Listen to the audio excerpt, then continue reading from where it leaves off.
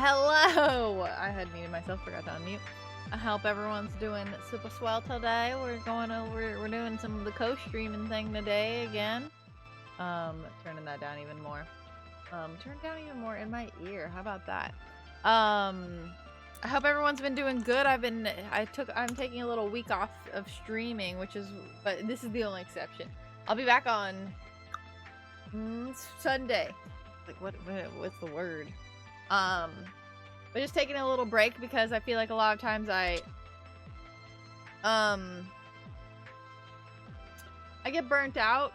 So, and when I burn out, it's like because I was streaming super consistently for like months, and then when I take a break, it's like, who knows, it might end up being like literally like 6 months, because that's what happened last time. I think I took like 6 months off of streaming, and then so I think it makes sense for me to just take more regular breaks in my streaming like schedule. Just so I was thinking, I feel like a week every other month makes sense to me. So that's why I'm taking this week off, because I had a lot of tiny house stuff that I really needed to get done that just kept being in the back of my mind, and I never felt like I had time for it.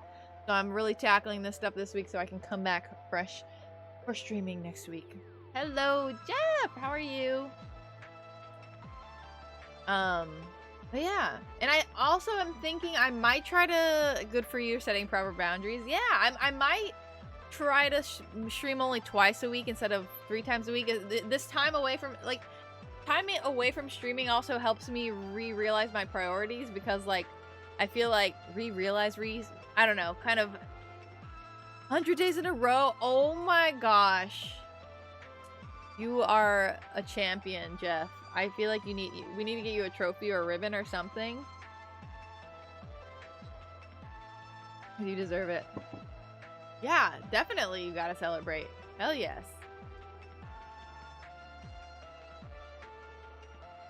What are you gonna do to celebrate?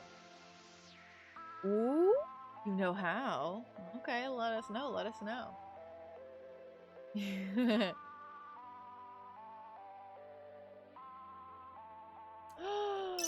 Oh my goodness, Lord Jesus up in heaven.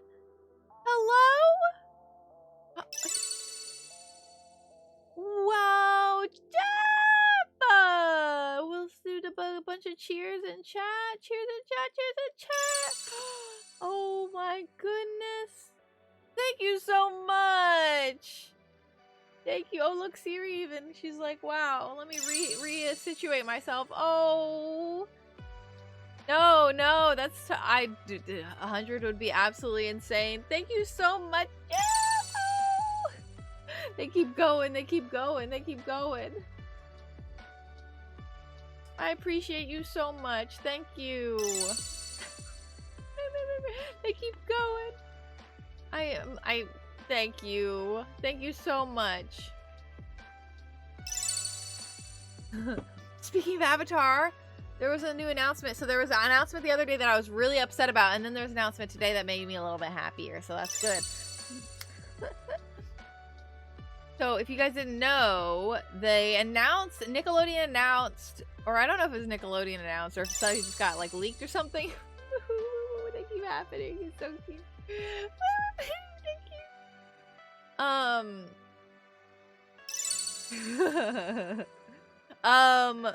That they are going to make a whole separate area or section of Nickelodeon called Avatar Studio, and the creators of Avatar are going to be like in charge of it, and it's just for them to create a whole bunch of separate a whole bunch of animated things based in the universe of Avatar, and they're already apparently like setting up to do like a movie based in the Avatar universe, and I hope that we get like a Kyoshi story and like all kinds of stuff, because the universe has so much potential. It's so exciting.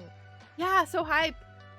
I'm glad I'm able to give you some excitement when you know, like as you go wash up, you can have that, you can be like dancing in the shower being like, yes, Avatar, because that's how I am. That's definitely how I am. But that's very exciting, because the other day we did not have exciting news. You know? Yeah.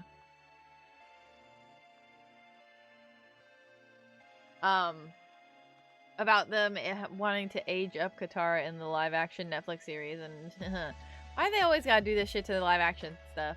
Yo, David, you got a gifted sub from Jeff. Jeff gifted 10 subs because he is the sweetest of hearts. Yeah.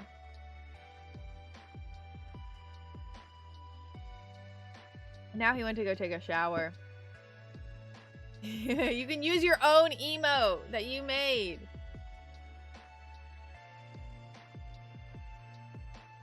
But yeah, I was thinking I might try and stream twice a week, and then once I get like kind of stuff situated and going in my, because this is what I wanted to do in the first place, and then I easily like fell into wanting to stream more and more and more.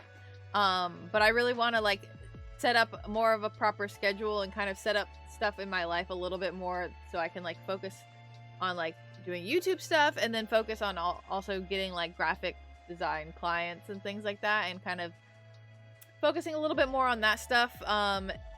And once that stuff kind of gets a little bit more solidified and really strong, then I can start doing streaming a little bit like more like 3 times a week kind of thing.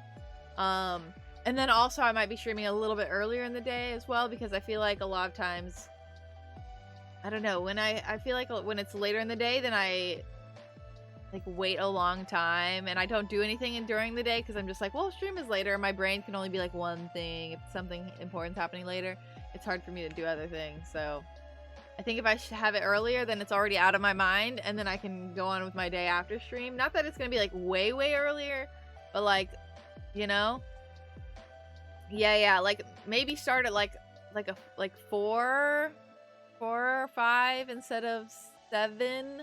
And then, even though that's just a little bit earlier, but like, I don't know, then I'll have like, I do a lot at night anyways. Like I do a lot at night, and like those are my most active hours in my life. So I feel like if I can have stream out of the way by like 8 or 9 o'clock, then I feel like that would help me like really be able to do everything I need. I think it would be 8, right? At that point, 4, 5, 6, 8. Yeah, because I usually stream for 4 hours. So if I'm done with stream by 8, then also I can like make my dinner and things like that. So I still have a lot of active hours after that, at least till midnight. So yeah, that's my thoughts. Those are my thoughts. Having this like little week off of stream has been good for me. I'm almost like done making an entire fence. Oh, let me go ahead. They're streaming. Let's go over there. Ooh. Let me turn down my stuff.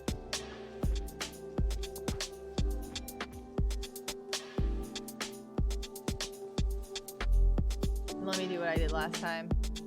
Baby Siri is in the back over there. Let me turn this down a smidgen. She's chilling. She's napping. Since today was very nice, the weather, she was playing all outside. She had a good day today.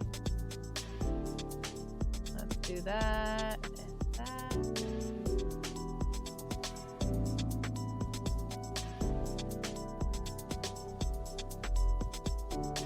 There we go.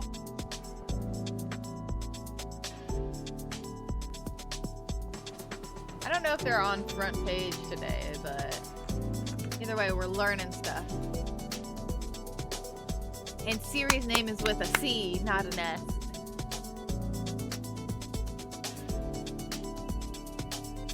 It's quite loud. That's fine. She can't speak up for herself, so I need to speak up for her. Make sure people spell her name right. It's no iPhone AI. She's a witcher girl.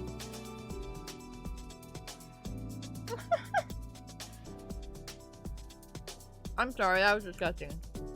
I'm having massaman curry.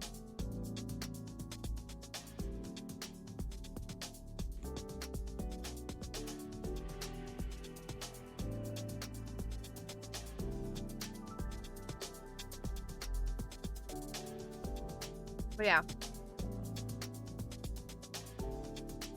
I'm excited to learn about the agriculture stuff because I feel like that's something I don't know a lot about. Oh wait, they're about to be live. Just kidding. Hello and welcome back to the second part of Now I Understand the can turn Climate them up. Crisis and how to make a difference. I say second part.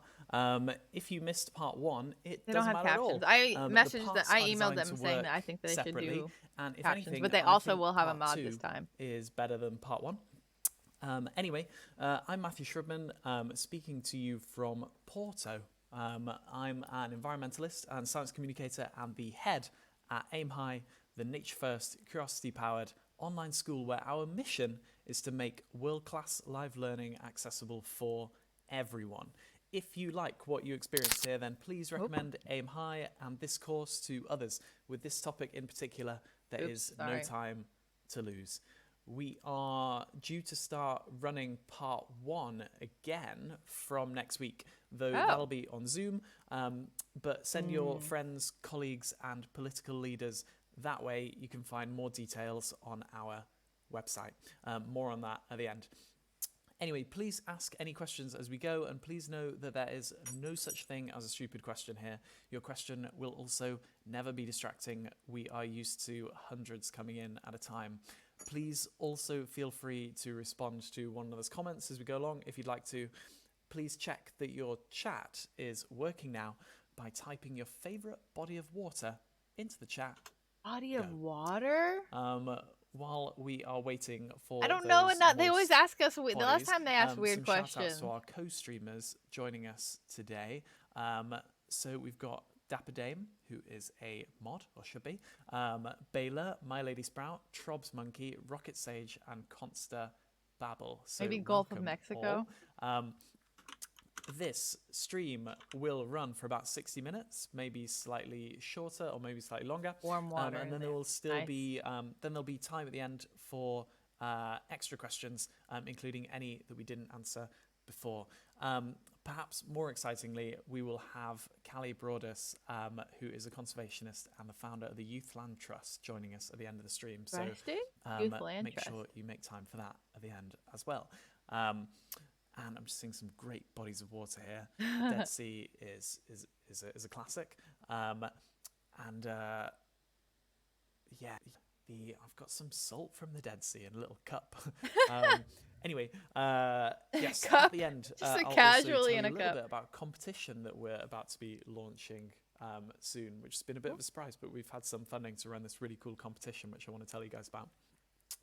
Anyway, here we go. So, in this lesson, we're going to talk about the following things. So exciting. We're going to talk about role models. We're going to talk about food and farming, land use and extinctions, biodiversity and ecocide, and most importantly, what we can do. Okay, let's begin. So, first of all, what do you or did you want the most from your career or work? So, what do you or did you want the most from your career or work? So, nowadays, young Americans, so Gen Z, rank making money as the most important thing in their careers. Almost 20% more so than my generation, so millennials, I guess. Being famous as well is almost twice as important for Gen Z. And the importance of relationships is falling, although I can see that My Lady Sprout is saying purpose, which is a great answer, and Dapper Dame is saying happiness, which is good as well. I feel like the people in this chat are biased. Ongoing, many decades-long study of happiness, for almost all of us, there is nothing more important in life than strong relationships to ensure happiness. Also really important are connection to nature, spare time, and a sense of purpose. It's hard to count those things though. You can see that Miz is talking about purpose as well. On the contrary, money can be counted and compared with others, and certainly we do need some of it. Even fame can be counted now in terms of followers and compared and competed over from a young age. But there's no real pride or glory in being superior to others. only in being superior to our former selves, yet somehow we have become obsessed with these countable metrics for what it means to win. We're going to come back to that in a moment, but first I want to show you guys something. So this is an infographic that shows the distribution of renowned or famous people, so in effect society's role models, born between the years of 1750 and 1850. Whoa. As you can see, politicians, so here, like Napoleon, for example, dominate the landscape, not necessarily because there were a lot of them, but because their influence over society was pretty big. Interesting. About a quarter of this map is your scientists. This is a very interesting, like, and then if you look over here way of at your separating, writers, like, what type of chart architects, it kind of composers, is, painters, as in, like, so on, boxes. then they take up a large slice as well. And these are kind of like your thinkers, right? Now, what do you think happens when we move forwards by 100 years? In particular to the scientists. What do you think happens when we move forwards 100 years to the scientists? 100 years? So McGrath is saying, will there be 0% scientists? Okay. So over the next 100 years... Oh, wow, it does get smaller. scientists Whoa! Were Interesting. half as influential over society. Writers and philosophers... How are these metrics captured? Mentions in books? Are Wait, down what? by about a third. I mean, I wouldn't know. Now, what do you think will happen when we move forward another 100 years? I can ask them afterwards for their references. 1950 to now. What do you think? Okay, so Mears is saying smaller as well, and Dapper Dame has got a face palm. Actor. But what counts as actors late going earlier on? Oh, you're saying out loud. Okay. This is now.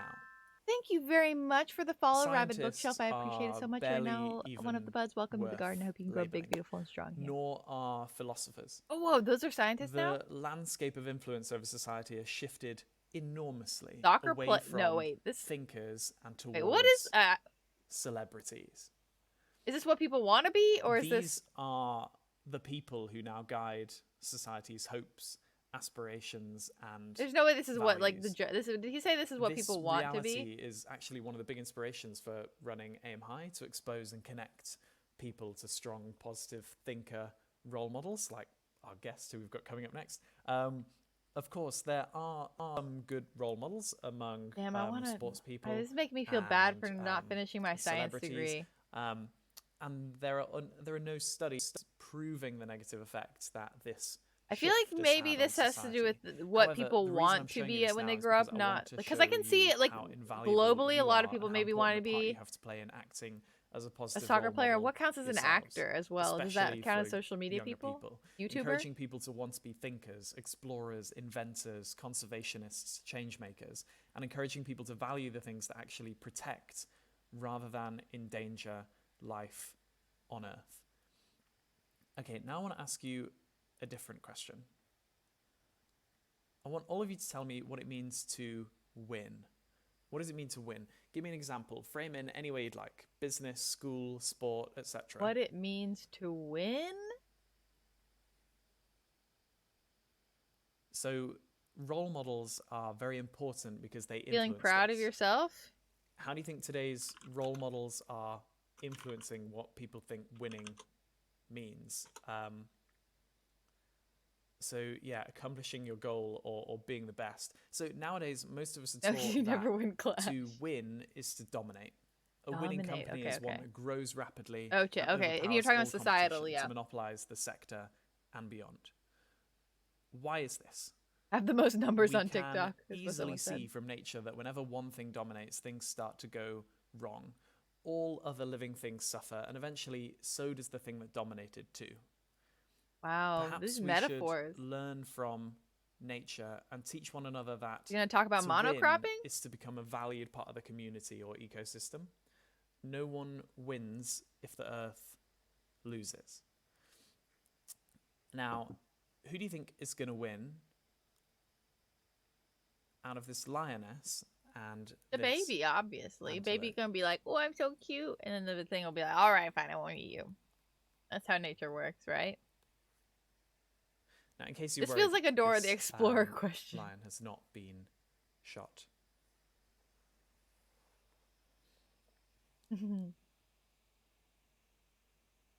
Now,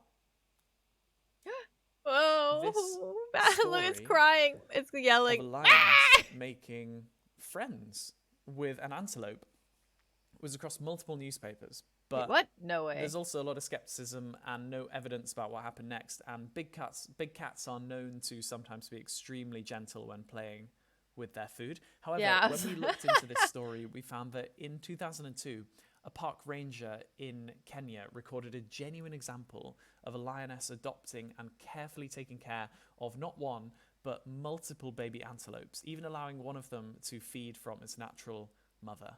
The lioness spent a lot of time with antelopes, And then they but killed would them all? never eat them. Oh. Nature I thought can it was be just going to pretty be. surprising. At the Anyway, end, next, ended up killing how them does all. this picture make you feel? Happy? How does this picture make you feel? But I know it's not because it's lawns. It's all monocropping. Puppy Papillion, vegetarian tiger. Okay, so Daphne is saying cozy, and Oscar is saying happy, and also is saying it reminds me of Windows XP. Yeah, it may even come from Windows XP actually. Anyway, I grew up as a country lad in the middle of all this kind of thing, and I loved it. And I used to think it was very beautiful. I'm just going to finish my house with some red. Oh, it looks very unhappy as a house. It looks unhappy anyway, as I used a to think it house. was very beautiful, and a part of me still His audio keeps does. We're taught to think that scenes like this messing up are with just a natural, smidgen. and we intuitively think that they're beautiful because they're Yeah, the closest to truly lawns are no wild buenos places as a that monocrop. most of us get. But this is not how it naturally should be. It's the landscape that humans have turned it into. The UK used to be mostly beech, oak, hornbeam. It used to be forest, mostly. But that was cut down for our navy and industry, and the same is true of many other places on Earth. It's this kind of human shaping of the land that has led to the UK becoming one of the most nature-depleted places on Earth. Now, the UK has hedges, and the hedges kind of help, but ultimately this space is dominated by grass. Are hedges and count as cows trees? Trees are hedges? and let's try and draw a sheep. It'll look terrible. By grass and Wait, cows. what is that part he And the drew story on the is outside similar of the all sheep? It around looks the like a world. beak. Much of what we think of as the countryside is not natural. Okay, now what about this picture? How does this one make you feel? Bad. Thank you, Dap Dame, for your comment about my beautiful sheep. So this is what we call Monocropping. I was monoculture. right. Hello. Monoculture, monocropping, same thing. I think. And Miz is saying concerned. So this is just one I plant know a little bit. species I know. I just know a dominating the little bit. landscape, Just a little and bit. it's there because I could teach this. we've made it like this. Because it's course. easier for us to sow If I put and in the harvest time. with machines. We allow one plant to win on an industrial epic scale, completely taking over the landscape. And we now understand very clearly that this kind of treatment of the natural world is destroying the natural world.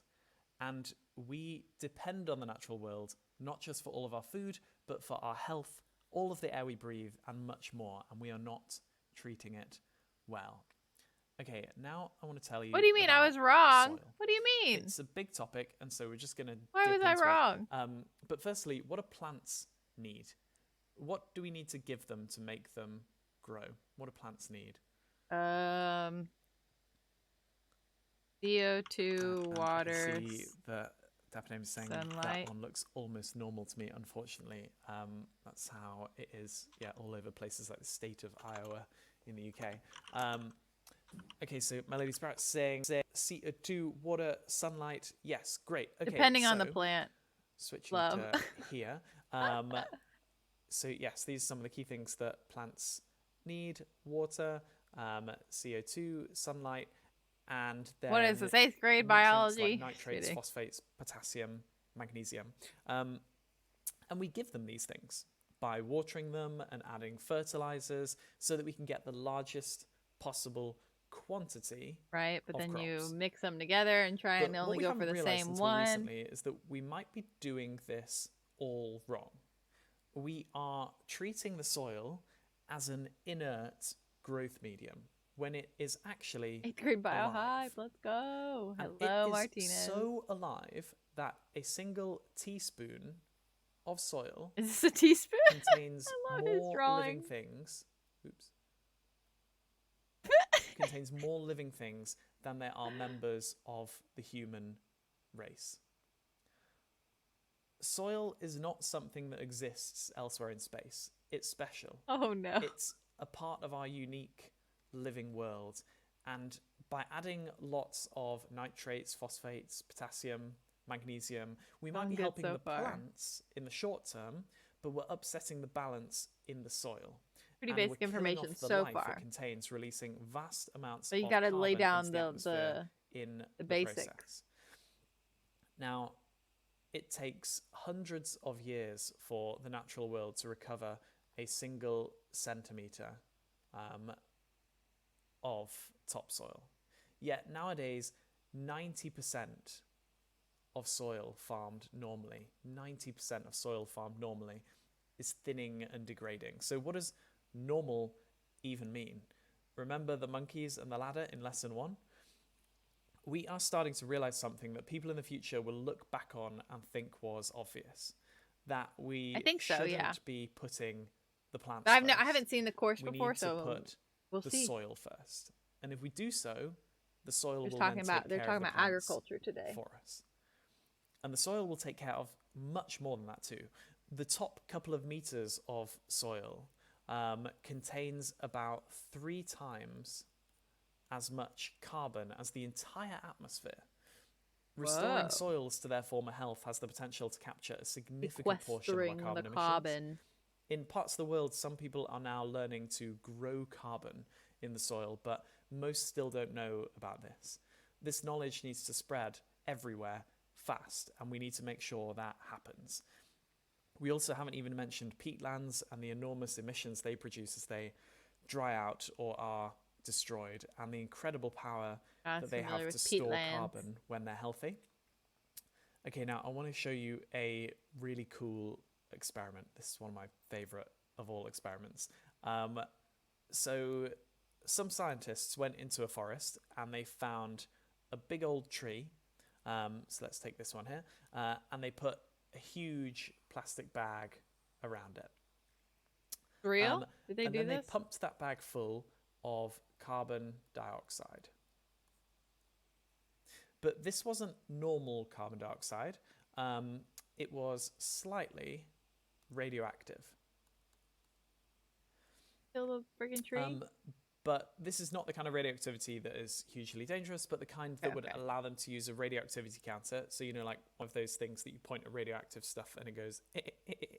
I don't know what that is, but yes, I Over suppose. time, I've seen them in movies, I suppose. Absorbed this radioactive carbon dioxide, and slowly it became slightly radioactive itself. That is how most things in nature work. They waited some more time, and then they started to test the radioactivity of the trees around it. Oh, it was a great sound effect. Tree 1, 2, 3. Which of the trees do you reckon they found to be the most radioactive? 1, 2, or 3? What do you reckon? I don't know the difference between the baby one? I don't know, because it's most vulnerable?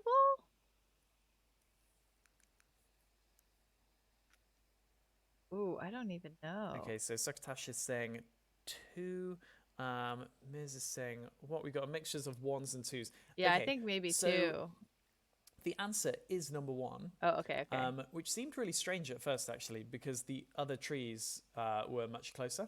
But the reason why is I wasn't thinking that there was actually a representation of how close they were to one another. In a region of soil, the plants are connected together underground in a complex network of strands of fungus. Oh, not even roots. People have started calling this amazing interconnection the wood Wide Web, or Wood Wide WWW Web. for Jesus. short. Now, we first thought that these strands might just be feeding off the plants, but it turns out that they run Wood a Wide service, Web. transferring nutrients to support all the members of the community. In a way, they're almost talking.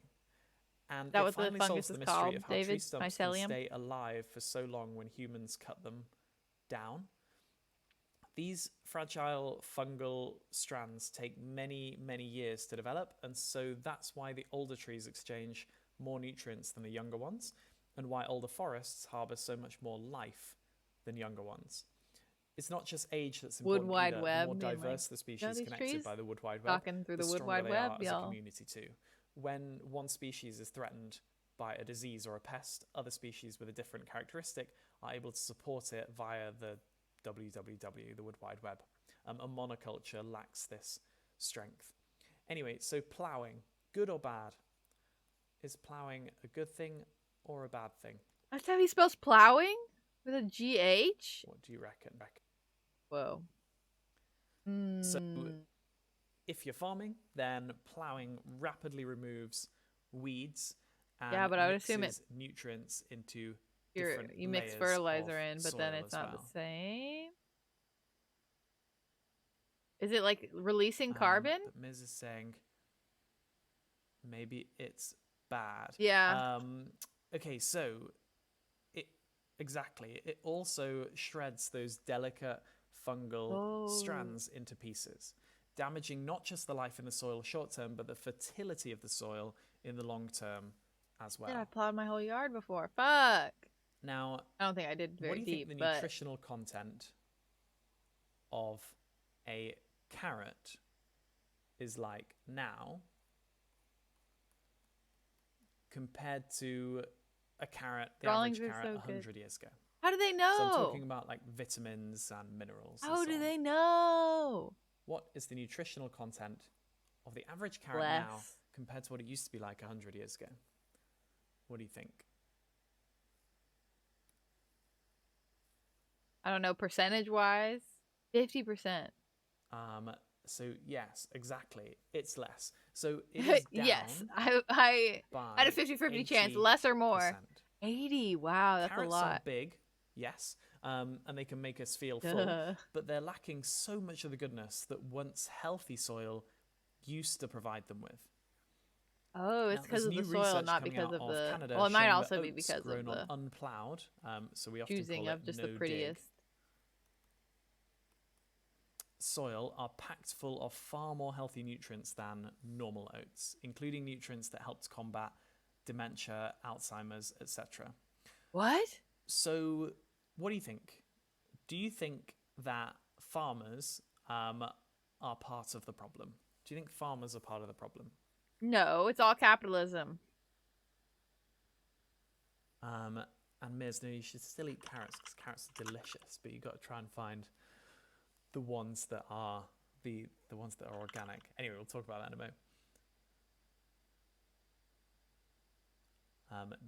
Till drill is another thing that it's called as well. Who said that? Oh, 49 lone 82. Yes, exactly. The overpopulation is such a myth. But anyways. Okay, so around the world, farmers have been forced into intensive farming by financial pressures. Because of capitalism! Using chemicals I was right. and industrial methods to get the most out of the soil as is physically possible. Ploughing and chemical fertilizers have become so normal that we can actually hardly imagine a world without them, but we're finally starting to realize how much of a problem they are causing. Our system focuses on maximizing yields from crops, making them as big as possible, even though they're often seriously lacking important nutrients nowadays. And it's because, it's what people will pay for. And Melody's saying capitalism is potentially the problem, and what's driving farmers to do what I they didn't do. say Yes, potentially. Exactly. I literally said capitalism is the root of all evil. Under. Very British way to put it. She says it's possibly one of the... two very valuable things that we can all do to turn this around. So number one is simply spread knowledge. Farmers can so easily be the heroes rather than the villains of this story, if they're empowered to employ farming practices that put the soil first, storing more carbon and Hard to do improving that. human health as well.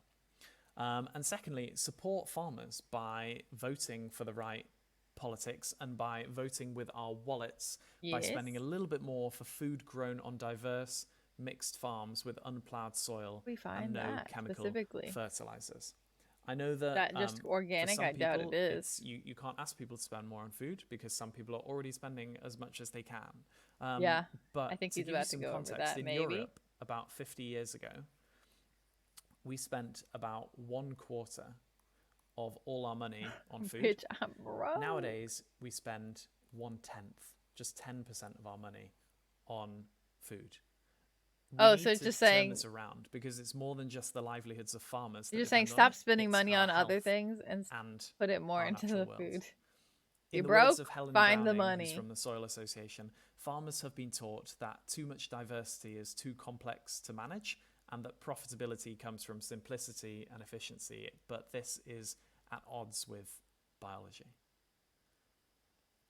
The good news is that there are already a growing number of farmers using wilder, less intensive methods that are more harmonious with nature, with many adopting no-dig or no-till, Yeah. and many using natural pest control by growing plants nearby that provide habitats for other living things that eat the pests. And there are even new robots being developed to help to make biodiversity work at scale. However, if we're going to make these changes happen, we all have a vital role to play in supporting farming that's compatible with a livable future. By spreading this knowledge, the dial of public and political opinion is moving, and by communicating well, we can speed it up. No thanks to some spurious social media posts. Some of you might be thinking that we can't support everyone eating organic, low-intensity farmed foods, but this is a common misconception. And we'll come back to this. We're going to talk about food waste. So there's a bit of a craze at the moment for sustainable toilet paper. What percentage of global trees do you reckon are cut down each year to make toilet paper? What percentage of global trees do you reckon are cut down each year? I would assume not very many. Paper? What do you think? I'm going to say, if I say 8%? No. Well, you think 1%? And yes, I'll say 4. On YouTube. This is kind of science class. I'll say 4%, even though that's definitely a saying. I feel like that might even be a lot. Ecology all in one go. Oh, someone says 0.5. Okay, so Ms. saying maybe 15%. Someone said 15, and I don't think that 15 is a global trees. little much. Albseth is saying 0.5%. Really? So yeah, what percent of global trees are cut down each year to make toilet paper? So you're saying 6.8%. The answer is about 0.0003%. Whoa! Okay, absolutely. Cut down each year to make way less paper. than all of paper us. As a whole is a red herring. Now, such a small. What do you think is the main reason that forests are cut down around the world? What's the main reason? Oh yeah. Yeah, agriculture. I knew that. Beef. I did a whole Twitter thread about this earlier this week. Farming. The answer is farming. Okay. To grow crops and grains to feed our livestock, and then also give them places to graze. And then there's a sliding scale of how much humans have altered it. Dark red is the most altered land. Now, notice how much of what hasn't been altered is uninhabitable, so like deserts and tundra, for example.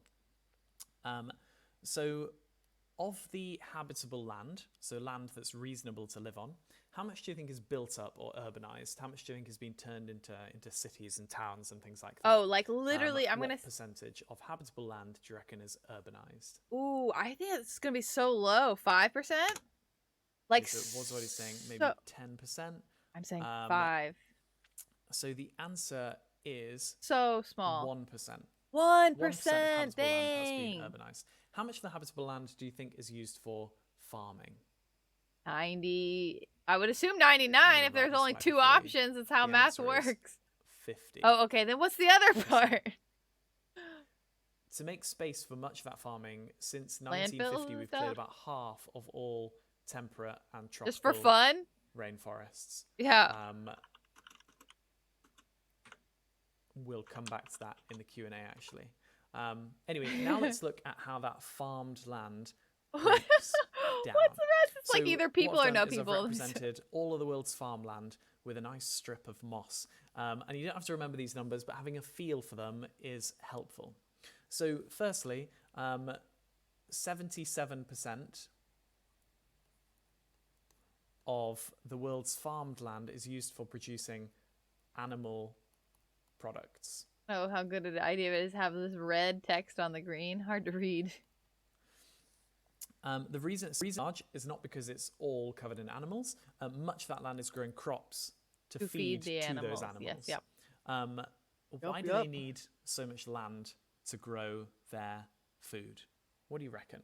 They eat lots of. They eat a lot of grain. While you're answering me, I'm just gonna bring in this quote. So these are actually some words from my uncle, who's a pig farmer. I've always said that what I do is very inefficient, taking vast quantities of edible grains and turning them into a really small amount of meat. Yeah. It's so wasteful when you see the whole process from start to finish. There must be a better way to feed everybody. Okay, so we're seeing some comments here saying we need that land to feed the animals. They eat a lot of grain. Yes, exactly.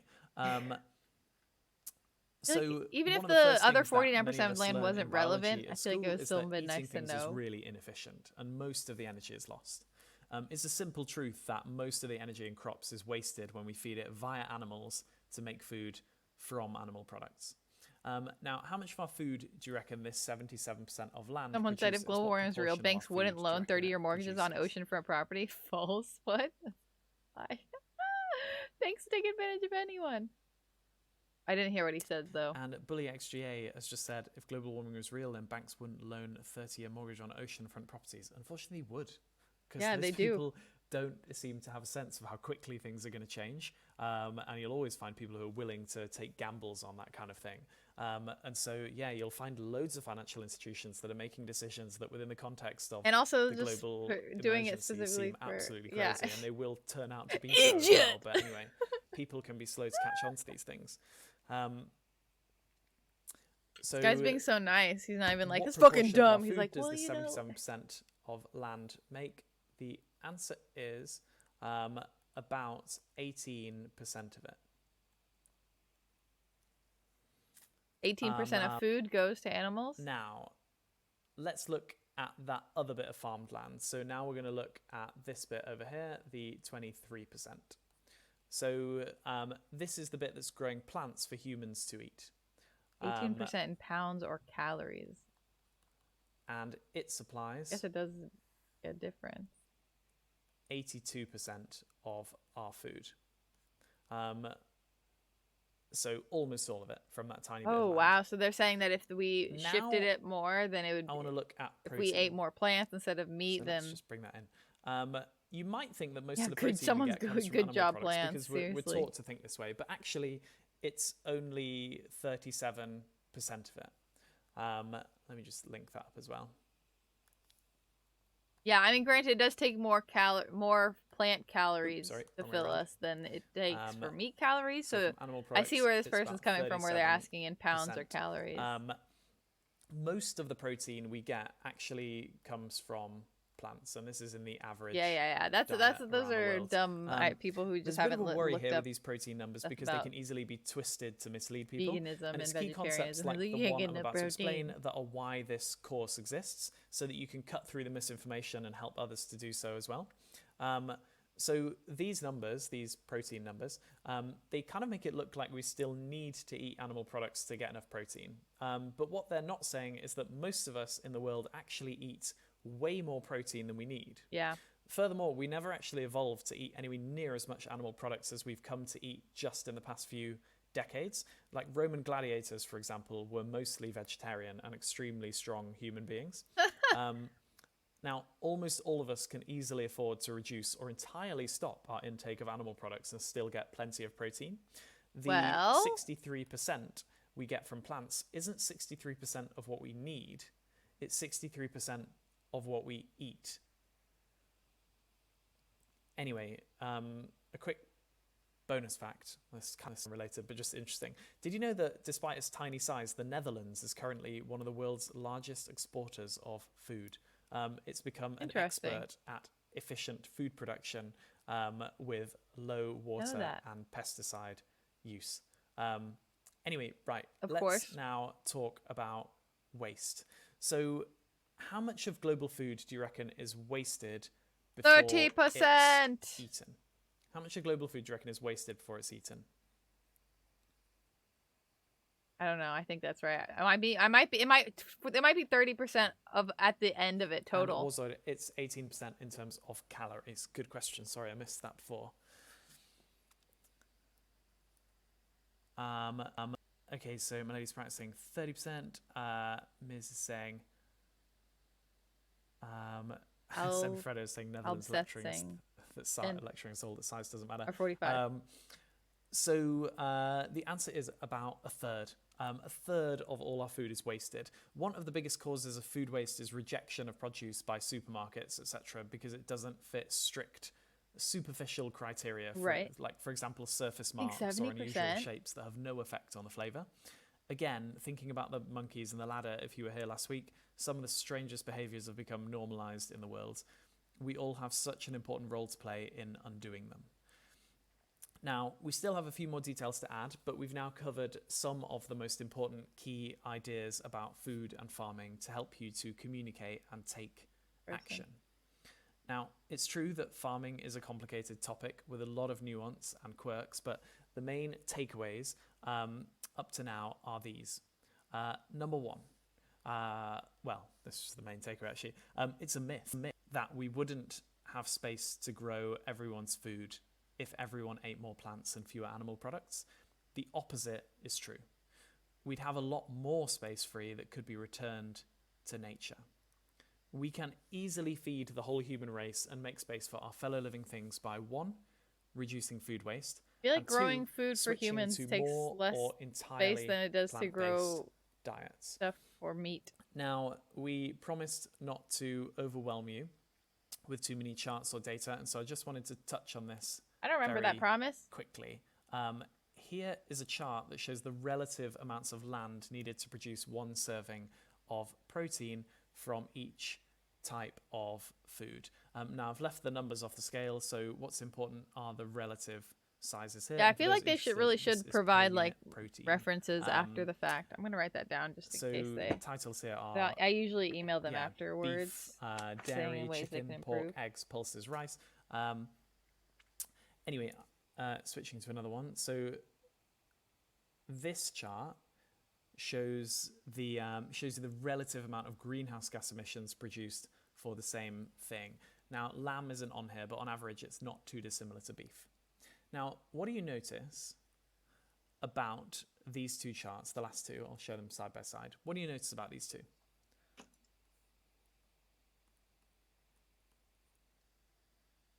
What do you think?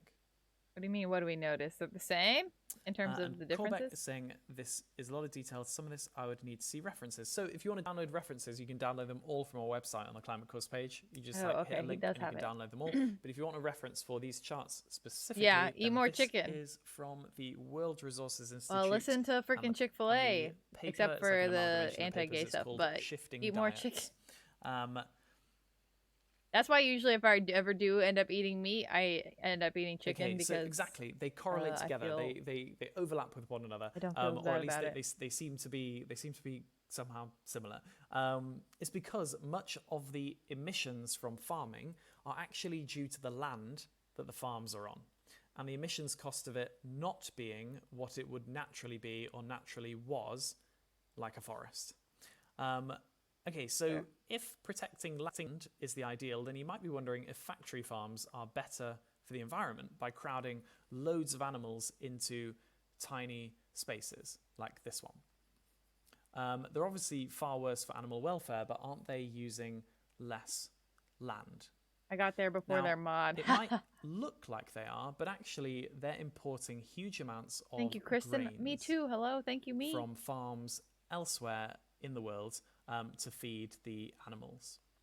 Now, the last chart I showed you might have made it look as though chicken and pork have a far smaller impact on the planet, but those charts don't actually tell the full story. As I said before, farming is complicated and interesting. A large part of the diet of factory farmed chickens and pigs is soy. Yeah, I do think the person who is kind of trolling in chat, who's anti-climate change, is actually right about the worst for humans. Pigs and chickens. Having steroids and GMOs, and then what the factory farms being near people. Soy supply in the world do you reckon goes to feeding pigs and chickens?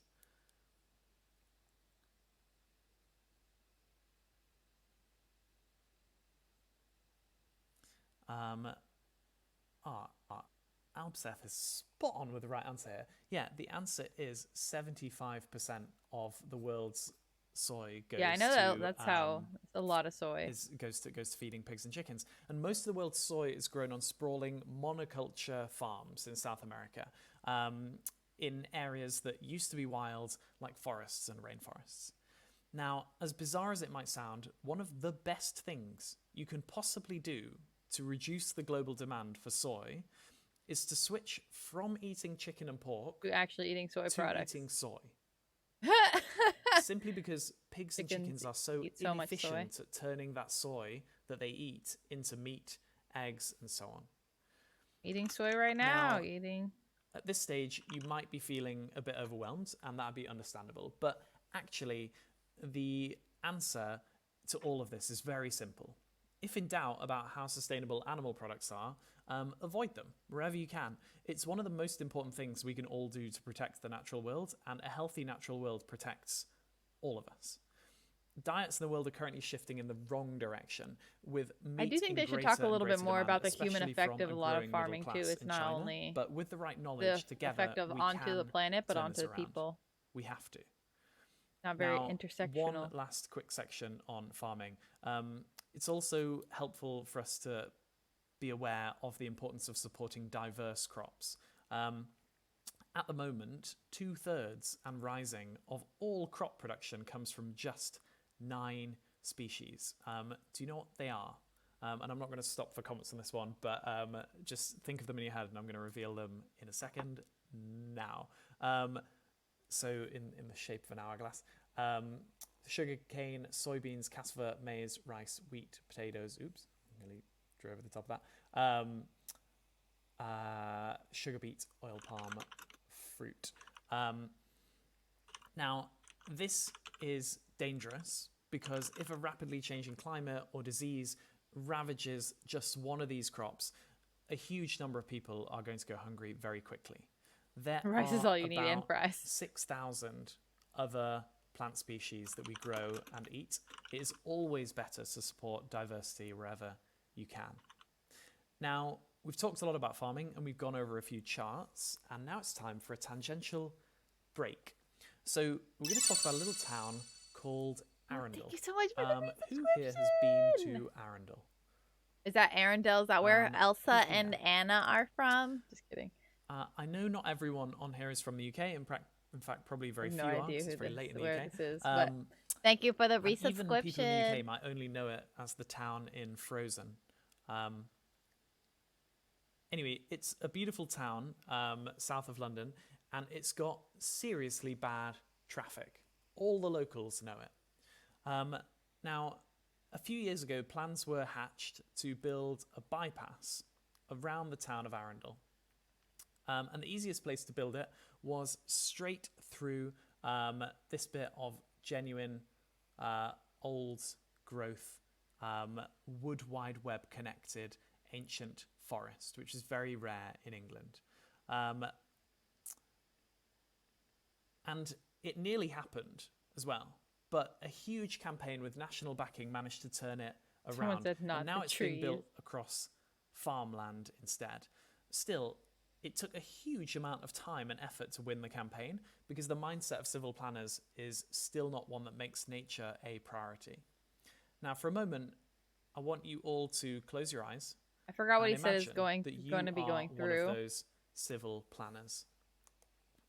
The mods really aren't very good at getting rid of some of these. Switch this over. People's messages. Would you suggest building the bypass through the middle of Arundel Castle, demolishing it? A bypass? Oh, like a road. A slightly better road. It's just a road. Okay. You suggest building the bypass through the middle of Arundel Castle, Go so over the taking this top. alternative route here, demolishing the castle. I mean, it takes out less trees. I don't know what the exactly he's. So Miz is saying probably not. And Bully XGA, Karen watching, I'm never going to tell you to eat something different, but check out the rest of the information. And I'm really interested to know what you think at the end, and if you feel that you've learned a bit, or yeah, I'm keen to know what you think at the end. And if I haven't changed your mind as well, equally keen to know that. So, yes, I agree. It would be great to save both, right? But Arundel Castle is less old than the forest, and arguably less important for the long-term survival of humans on the planet too. Now, the thinking that we have all grown accustomed to as human beings all around the world is that nature is disposable, that it will always support us, and that we don't need to worry about it. And that is now changing fast for a couple of reasons. One, I don't know. I did message Madison. She said she was eating dinner. She was going to come that we'll talk later, about but I don't know. She might in miss the, some of it. Session next week. And two, A lot of it. the speed at which the climate is changing. Remember, it's less about the fact that the climate is heating up. It's more about how quickly it's happening. It's a very human I just need attitude to think pick it that up and if the move climate it. changes, we can move I could probably do elsewhere, that. wear different clothes and so on. But most living things don't have these choices, and small changes in temperature can kill them off. So, for example, do you know what effect the 1 degree Celsius, so 2 Fahrenheit, is versus male is having so far on turtles? So why's the male female thing at the bottom? Is the 1 degree Celsius so far, or someone said they dying. Nice. Increase in global temperatures. Am I supposed to think of percentage wise, like?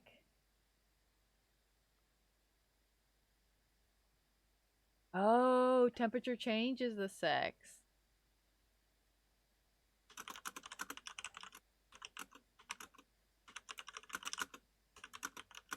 DJ Sparko, I'm sorry that the free knowledge is terrifying, but I hope that at some stage it becomes comforting and you start to enjoy it. Anyway, so 1 degree might seem small to us, but here's an example of how extreme that impact can be. So the gender of sea turtles is determined by how hot their eggs are in the sand. Well, use the term sex instead of gender. The more likely they are to be female. So nowadays on Rain Island in Australia, there are over 100 females being born for every 1 male because of the increase in temperature. Oh. Here is some overwhelming data for you in a brief torrent of reality. Due to the speed of climate change, and even more so human interference with the land and oceans, someone says there are climate change has been around since before Industrial Revolution. Has nothing to do with humans. Living species on the brink of disappearing forever. That male has a harem though. Species are going extinct 1,000 You just need to have polyamory times is all. Than the normal rate. Meanwhile, 2/5 of all plants are at risk of extinction. People are disgusting and things. They're saying it sounds like a party. Amphibians. I guess it's similar. 25% just the way that mammals, David put it is funnier because it's anime. 14% of birds are on the brink of extinction. Now, these last 3 in particular, do these numbers sound big to you? I'm really keen to know honestly what you think. Did these last 3 numbers sound big to you?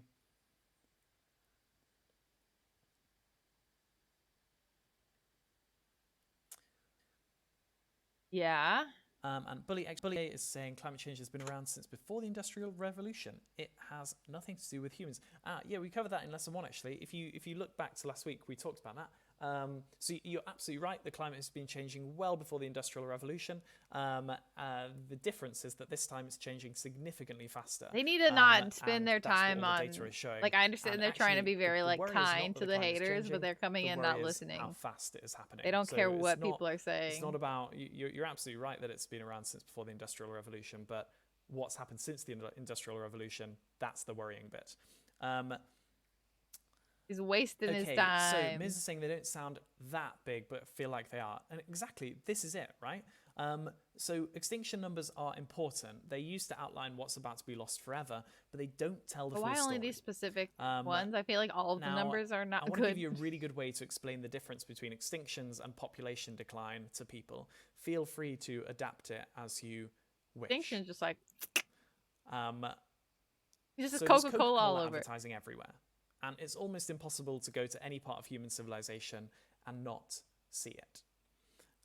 Now, if you were an investor in Coca-Cola and you noticed that very rapidly all of the Coca-Cola advertising disappeared from Australia and disappeared from Asia, then what would your response be? Would it be A, no worries, there's still plenty of Coca-Cola advertising elsewhere, so it's not a problem?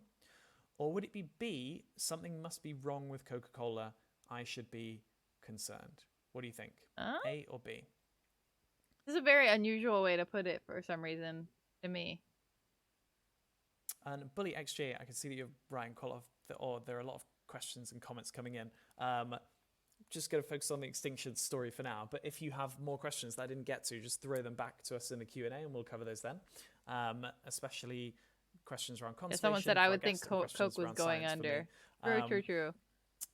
Anyway, so only looking at the overall extinction of species conceals what we should be really worried about: accelerating local extinctions and declining populations in general. Now, I'm going to tell you some more numbers now, and whilst you don't need to remember them because you can get them from AimHi, from our packs if you want, I want you to feel them as I say them because they're real. Try to imagine what the changes must be like in each of these parts of the world. So in the past 100 years, we have lost 90% of large fish in the ocean. Animals in freshwater ecosystems are down a similar amount. They are emptying out. In the past 50 years, we've lost almost 70% of the world's wildlife on land. Wild mammals are down the most, almost 90% in the same time period. And as we said in the last session last week, in the past 25 years, half of all corals on the Great Barrier Reef like what the fuck? These are crazy numbers. Coral cover is down a similar amount. You should be using red instead of green. Coral supports 1 in 4 color-wise of all living species. Of course we're the baddies. Now, these numbers sound like big numbers, right? And they are. Yeah, these Many sound like these very big might numbers. not be at risk of extinction yet, but they're well on their way. The big story behind nature documentaries nowadays is not the animals themselves, it's how hard it is for film crews to find wildlife. And for the follow, you are now one of the buds. Now, Welcome to the garden. Who here has seen the video about wolves being reintroduced to Yellowstone Park in the USA, changing the shape of the rivers? Now, if you haven't seen that video, you definitely should. Reintroducing wolves to a wild place might not seem like it could have that huge an impact, but it completely transforms the geography. I wouldn't say I trust their research, so the ecosystem. They have almost every living thing depends on other living things to stay their alive. numbers. So we are completely dependent on nature to survive. Insects are one of the things that people talk about most because we know that we depend on them to pollinate, to provide almost 90% of the food that we eat. In the last 15 years alone, UK insect populations are down 50%. They're down 80% in Denmark. We'll talk more about that, and we'll talk more about insects in session 3 next week. But for now, I want you to think about this idea. Okay. And mobility gives us humans the illusion of somehow being separate from the Earth. But we are a part of this Earth and dependent entirely upon it. Now, you might already know what the word biodiversity means, but if you don't, then work for an oil company industry, places that use mostly oil for their energy. So biodiversity is the complex diversity and variety of all living things. Living things that all depend upon one another making sure there's not bias, unexpected ways. Though, as AimHi's brilliant advisor, Tom still keeps telling us, we should use the word wildlife instead of biodiversity whenever we can. So what do you think is the best estimate for how many living things could go extinct before we'd reach a tipping point of biodiversity or wildlife? I don't know. Some people come in here trying in an accelerating cascade. What do you reckon? Why wouldn't I assume that oil industry is could go The majority of the energy extinct. industry. So I'm also trying to pay attention a bit to the stream. Biodiversity is an otter. Got it. Uncle Pinch is saying 20%, which is pretty close. Okay, so the best guess we have at the moment is about 12.5%, or in other words, 1 in 8 of all species. We are well on our way there. Now, as living things die, from baobabs to otters, these once living things that stored carbon now release it into the atmosphere, and global heating accelerates as well. There are tipping points stacked on top of tipping points. Now, this all sounds very worrying, and it is. But actually, it's also a really good thing. What do you think is good about this? What is good about this this situation, even though it seems very worrying? Missed a little bit of it. I'm not quite sure.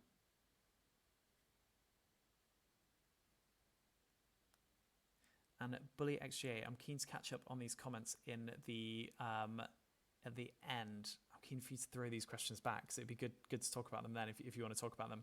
I wonder if you're still in the chat. Yeah, people are saying awareness, good to know.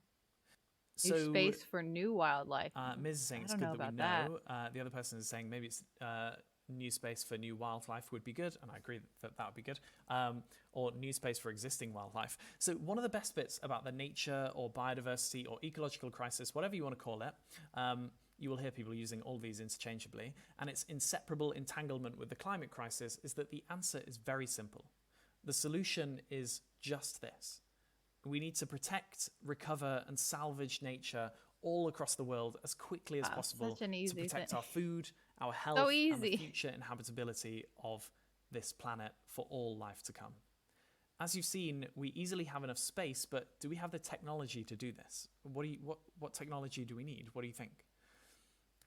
I mean, while people are answering that, it's true that some new technology will help us to integrate more closely with nature, and to use the space we do take for ourselves more efficiently, like the work of the small robots company enabling more biodiverse farming. They're really cool. But for the most part, we really don't need any new inventions or complex technology to protect nature. The main thing we need to do is just leave it alone and allow it to be wild. It's now well understood that forests often grow back better with minimal to no planting done by humans, just by giving nature space to do its thing. There's a word for allowing or helping nature to take over again, and that word is rewilding. Rewilding could genuinely be as simple as creating laws to cut places off from human interference entirely. As simple as creating laws. We'll talk more about this in lesson 4. This is where we all have a role to play in helping people to see their way through the maze of disinformation. The solutions are not complex. The space exists, and the necessary changes needed to safeguard our futures could happen very easily. As more and more of us weave this knowledge into our conversations, our actions, our work, and our plans, we accelerate these positive changes. We also have to appreciate that some people feel fear though at the prospects of changes, and that changes often mean lost livelihoods for some people, and that we have to communicate and build ideas and plans that bring everyone along with us. Anyway, moving towards the finish, if evolution is real, then why have humans stopped evolving? It's like seen before. It takes so long for this is evolution. a chart that shows the distribution of land mammal biomass on Earth. So if you were to take all of the mammals on land, so including everything from elephants, lions, squirrels, dogs, humans, and you were to put them in a big pile, then about 36% of the pile's weight would be humans. What percentage of the pile do you think would be all of the world's wild land mammals? So tigers, beavers, mongooses, antelope, wolves, bears. We've never seen a new bacteria species evolve. It's like, have you seen coronavirus? Coronavirus is literally evolving as we speak. What? That's why we have new strains. We've grown gills to breathe underwater. Wow, people Bleach in is this, saying science they says really that need humans have to. stopped evolving. I wouldn't say that we can really measure. They really need Measure. to. I mean, They're everything is not very continuing to good evolve, but about actually moderating on these people. evolution takes a really long time. So time Have we scales that grown we wings to experience, we fly? don't really experience it for humans. The, We the might see it person, for things it's like guys. This is a bacteria. really interesting discussion about evolution. But It's everything is not. still It's very not. much evolving. Okay, so the other person is saying maybe 64%? No. So this is the world's wild land mammals would take up about 4% of that pile. About 4% of it. Should probably just hide chat. Honestly, it's So this is all of the world's wild so land distracting. An enormous amount of that pile would be sheep, and all of the domesticated mammals like horses, cats, pigs, dogs, and so on. And about 40% of that pile would be cows. There is so much cow Whoa, on the planet. there are more cows. That's insane. And remember how much land cows take up as well? What's even more crazy is that this doesn't even take into account birds, obviously, because it's land mammals. 70% of all birds on planet Earth these days are chickens or other poultry. This is the age of the Anthropocene. We've changed the world on such an enormous scale that we are teetering on the edge of radical change and potential collapse. We're often led to believe that the climate is the epicenter of this crisis, but arguably it's not. Arguably it's the loss of nature everywhere we look. Loss of humans, now, probably. We can and we will turn this around. We have to. And it all starts with communicating and teaching and showing others what we can do, how much is possible, and how powerful we are, encouraging people to make changes, even if only small at first. Small changes breed bigger changes. Investigate and spread the story about the wolves of Yellowstone. Learn about and tell stories of beavers being reintroduced to the UK and unexpectedly protecting us from flooding. Look at the wasteland of Chernobyl and how quickly nature has bounced back there. Many animals are doing better in that human-free zone than they are in reserves. And read about and support the protection of New Guinea and West Papua, one of the world's last great wildernesses, where just 1% of the planet's land supports 5% of the whole planet's biodiversity. Think hard about what you eat. The world needs us to be the cheerleaders and publicity of nature before it disappears. Look to things like Project Wild for what they've done to up nature's profile versus that of football players and singers. And consider that maybe we need to redefine the word nature to show that humans are separate from it. Or at the very least, we should start saying the rest of nature. Language is a powerful thing, and changing how we use it slightly can cause ripples that lead to very big waves. We are made to think that conservation doesn't work, but it does. It's scientifically proven that without conservation, many more species would have gone extinct by now. We need conservation efforts rolling out from top to bottom all across the world. Mary Robinson, who is the former Prime Minister of Ireland and current head of the Elders, is working with Campaign for the Future to protect 30% of all land and all oceans, because the economics of the future doesn't stack up with any less. Her campaign needs our support.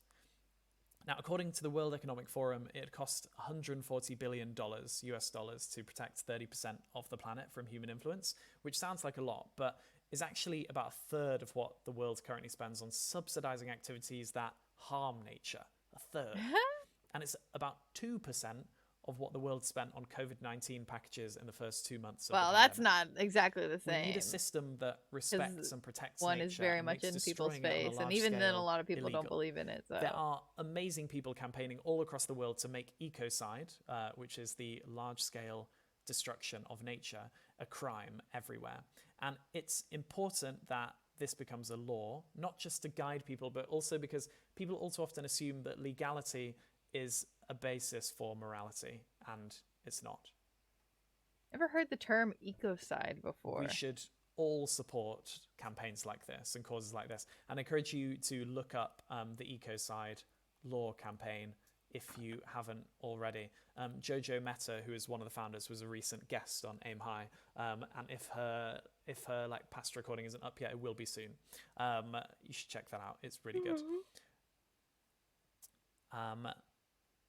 And Bully XJ, I'm afraid that nature is very much not protected. That is the opposite of the reality. I'm not sure if you saw the map earlier where you can see how much the world has been significantly affected by human influence, but it is almost all of it.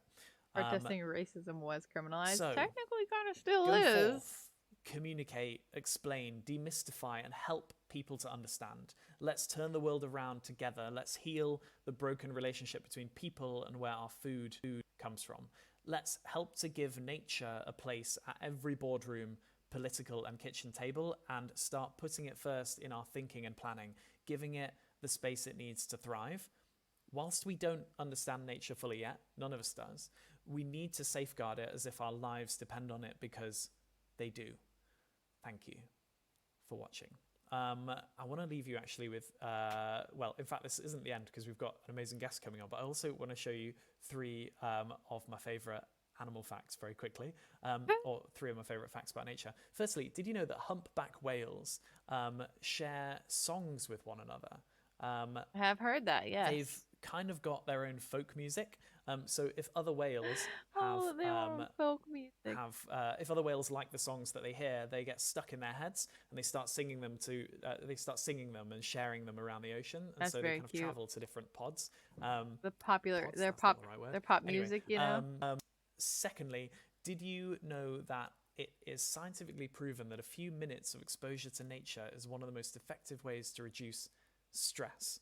I think that's really cool as well. People get very stressed, they don't realize how much nature is the answer to that. And finally, this is what Brussels sprouts look like when they're growing, which a lot of people This is an interesting thing. So he's just like, look, Brussels sprouts. Anyway, right. So let's move to this. So thank you for coming. In a moment, we'll move to the Q&A with our inspiring guest. But first, do take a moment to think about how you can apply what we've learned today to your own life, work and plans. And please share this course with your friends, colleagues, and as I said before, world leaders as well. This course will be continuing next week on the front page of Twitch, again at the same time. Only but world also leaders. I think local leaders is what they need to on be our website. So please direct stressing everyone you know to get involved, get empowered, and let's change the world together. Word of mouth multiplies like folding paper. Send people to here to find out more. I just dropped the link in the chat. We are now busy translating this course into multiple languages so that we can supercharge the global response to the climate and nature crisis. We can maybe look at chat again. If you'd like to join again, if you'd like to join again, then obviously, yeah, you can join us next week as well. And as we said before, if you missed the last session, we usually offer certification to those who finish this course with us when they join our ticketed runs like the one starting next week. But if you sit the whole thing on Twitch and you'd really like one, you can email our team and I'm sure we'll be able to give you one too. Anyway, I promised to tell you as well about the competition we're about to launch. We are about to announce a new global competition with some big cash prizes. We got some funding actually for that. Just as a teaser for now, it's going to be about coming up with entirely new words that don't exist yet. I honestly feel that one of the most positive things any of us can do in the world is to come up with words for things that need protecting, preventing, embracing, or fighting against. If we don't have the words, then we can't understand, communicate, we can't organize, and we can't shape. Putting a lot onto a word. Anyway, if you'd like to join our community on Discord, which we actually just started last week, then their Discord needs to be improved too.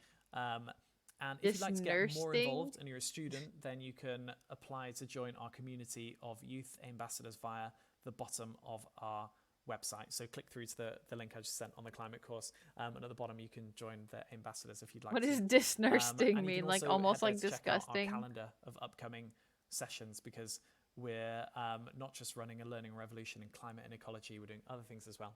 So thank you for being a part of our climate course part 2, especially our co-streamers, so Baylor, My Lady Sprout, Trobs Monkey, Dapper Dame, Rocket Sage, Constababble. And yes, do tell your friends about our Nature First Curiosity powered online school and our mission to make world-class live learning accessible for all. And don't forget to follow us on Twitch as well. If you're watching on Twitch, do please watch us on there as well. Where's the Q&A? Now, for those who don't want to take part in the optional Q&A, see you next time. But for those who do, we still have a little. bring on our guest. A guest? I feel like you should do Q&A before the guest.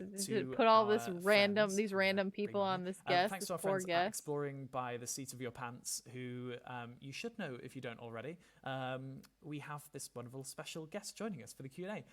Callie Broadus set up an incredible organisation called Reserva Youthland Trust. She's a conservationist and a brilliant photographer as well. She's also been involved in some really amazing expeditions where multiple new species. Here's what other guests they're gonna have on. Incredible things have been discovered, and they never Callie, never give like links or anything to follow guests that were discovered on any of your recent adventures. Oh gosh, yes I can. Well, first of all, thanks so much for having me. It's such a thrill to be doing something like this at 9:42 p.m. where I am when I'd normally be just having dinner. So that's same here. She's where we are. I started an organization called Reserva the Youthland Trust, and what we do is we're trying to connect youth and kids who are already active and excited about saving the planet with actual tried and true methods of biodiversity conservation on the ground. And part of that includes bringing some youth who have skills in storytelling or in science to the site that we are trying to protect, which right now is in Ecuador, where we're trying to create the world's first entirely youth-funded nature reserve, and joining research expeditions with teams of scientists who are already working on the ground to understand this really understudied area of the forest. So I'm guessing that most of the people watching have probably heard about the Amazon, but has anyone heard of the Chocó? Okay, we'll see what people say. Anyone heard of the Chocó? I haven't heard of the Chocó. The Chocó is an amazing other ecosystem that is in the Andes mountain range. And it goes from the lowland rainforest ecosystem, like the Amazon, up through the mountains into the montane ecosystem, into the cloud forests, and then all the way up into above the tree line, the Paramo ecosystem. So it traverses this incredible range of habitats where you have very, very rainy weather all the time under dense cloud cover, where you are literally in the clouds, in the mist all the time, and then even up higher where it's much, much colder. So you can imagine things that live at the top or in the middle will have a very hard time living at a different elevation. And so this ecosystem, this Chocó ecosystem, contains some of the planet's highest levels of what we call endemism. Endemic species are animals and plants that live in one location but nowhere else. And that word can be used pretty broadly. So an endemic species could be endemic to just one mountain or just the north face of one mountain, as we often have at this site in Ecuador. Or it could be endemic to a whole country. It could be endemic to Ecuador. It could also be endemic to South America. But this area, the Chocó, has some of the highest levels of endemism and biodiversity in the entire world. Unfortunately, it's also one of the most threatened ecosystems in the entire world. In the Ecuadorian Chocó, only about 2% of the lowland rainforest remains intact. The rest has been taken up by, as you were talking about earlier, agriculture, palm oil, mining, lots of uses for humans, but not a lot of them left to nature. In the slightly higher elevations, it's doing a little better. We're down to maybe 10%, maybe up to 20 or 30 in some elevations. But part of what's really neat about this area is that not only is it incredibly dense, it's sort of underserved. Everyone knows about the Amazon. Very few people know about the Chocó and realize that it needs to be studied. And so therefore fewer resources have gone towards studying it. And also it happens to be, this particular area that we're working in happens to be right on the border of Colombia. It's on the northwestern part of Ecuador, on the border of Colombia. And that was typically regarded as a fairly unsafe place to go. So it hasn't been frequented by tourists as much. It hasn't been frequented by scientists as much. So that puts us into an interesting paradox in conservation. On the one hand, it's really bad that we don't know what's there, because it means we don't know what we're losing as acre by acre, patch by patch, we start to see things disappear. But on the other hand, it's very exciting to be there and to witness it and to see these scientists uncovering species that have never been described to science. And I'm careful to say that they've never been seen by people before, because there are people who have been living here for hundreds and thousands of years. There are indigenous communities who live in these areas who have been nomadic for thousands of years. And like of course, recorded. They have seen most of these animals, but perhaps not given them a name, or perhaps not, not observed them for extended periods of time like scientists do when they sit and they see how one frog that looks just like another is actually different when you look at its bone structure. Frogs. There's so many different kinds of frogs. A nuptial frogs are all every kind. They're all so its crazy. Snout is actually squarer than the other, and we have an entirely different species, and no one really knew.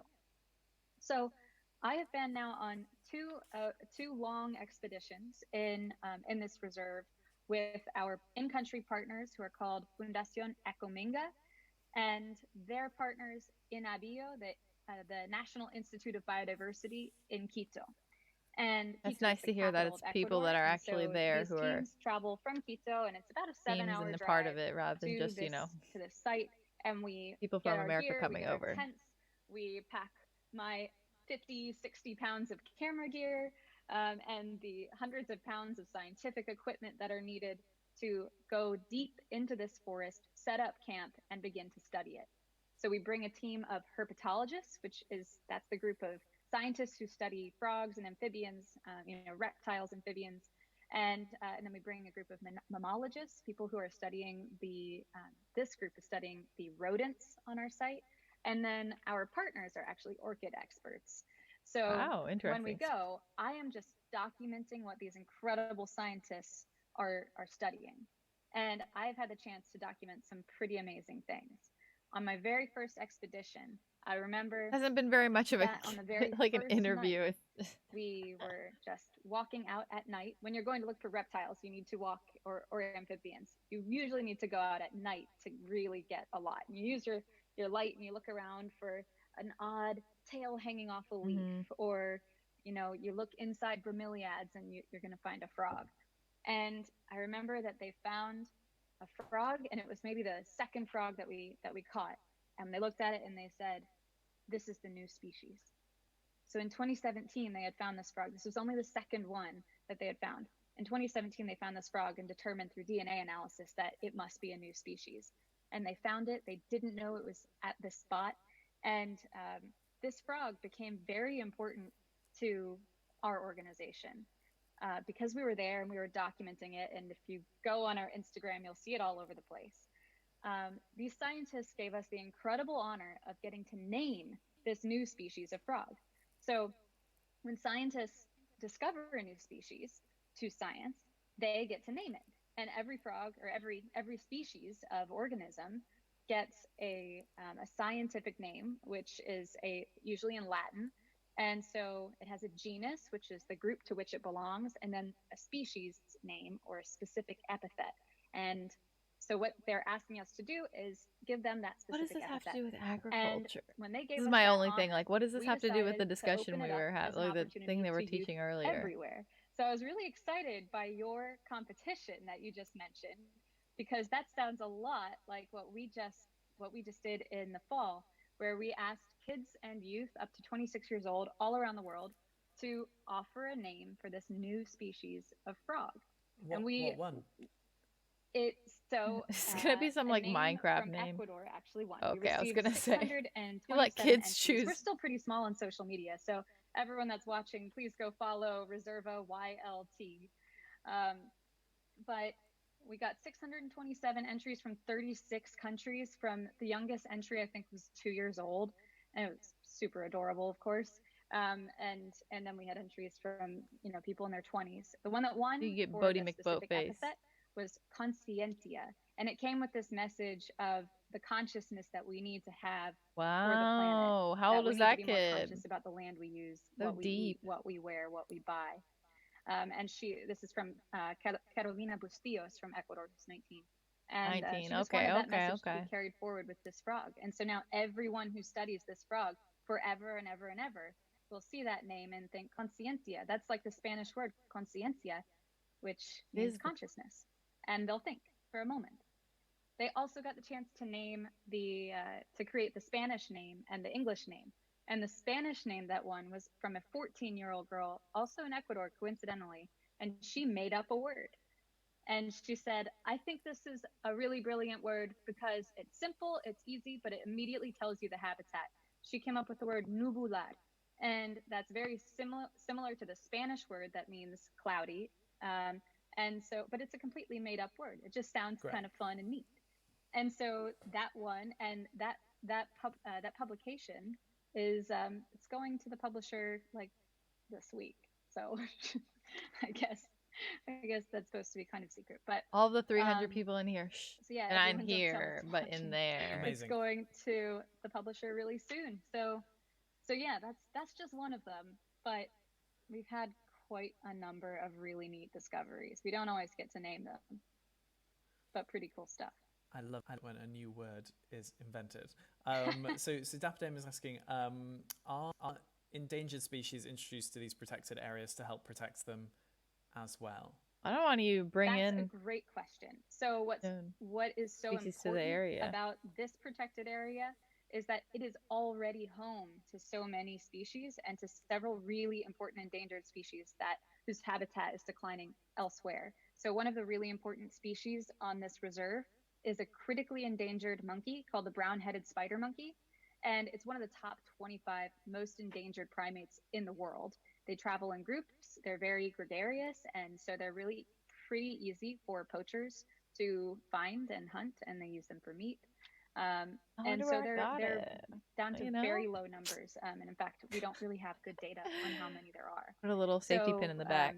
That's one of the important species. We also have the black and chestnut eagle, which is an endangered species. We have 2 species of toad that were previously thought extinct for 30 years. Both of these species were thought completely extinct. And they were discovered to be living on our reserve, and one's listed as critically endangered and the other is listed as endangered. And in fact, we just in our November expedition, core vibe. That's my vibe. Uncovered. I want to try and go more for cottage core / clutter core. A lot of times when, like you were saying during your class earlier, when you allow nature to just sort of be, it can recover itself. And so what we're hoping is that by protecting this area, which is still connected to so much other habitat, that if we can allow the patches that are within it that have been deforested for cattle, which there are patches, like an aesthetic of this is pasture way of having a lot of things, aka that those animals will be able to come back on their own. There are instances where you do need to reintroduce a species, and I mean, that's something that we've seen with the condors in America, of course. There have been some really successful reintroduction efforts. But our hope is that we don't need to reintroduce these things, that hopefully we can prevent them from going extinct in the wild in the first place. Albseth is asking, have you experienced any roadblocks and difficulty with Merino's shift towards neoliberalism since 2017? Which is a great question, I think. That's a really good question. Well, literal roadblocks, actually, when we were on expedition in 2019, we were in the field, and in this area, there's no cell service, there's no Wi-Fi. You don't really get to communicate with the outside world unless someone calls you on a satellite phone. And on the 4th day of our expedition, we were actually supposed to leave to go to a community on the northern border to do a biodiversity exhibit for students. And someone brought us a satellite phone they hiked all the way in, like hours, hiked all the way in with a satellite phone. And we got a call saying, don't come because the city is literally on fire. There were so many protests that from people who were actually protesting a change in the oil prices, gas prices, that the city was on fire. We stayed in another night in camp and then tried to go back to Quito the next day. And we escaped a roadblock, a literal roadblock, by about 30 minutes. We passed a massive truck on our way out of the province, and we found out that that truck had actually blocked the entrance to the province just 30 minutes later. So, um, in the one hand, that was a bit of an obstacle. I had a couple days of flight delays.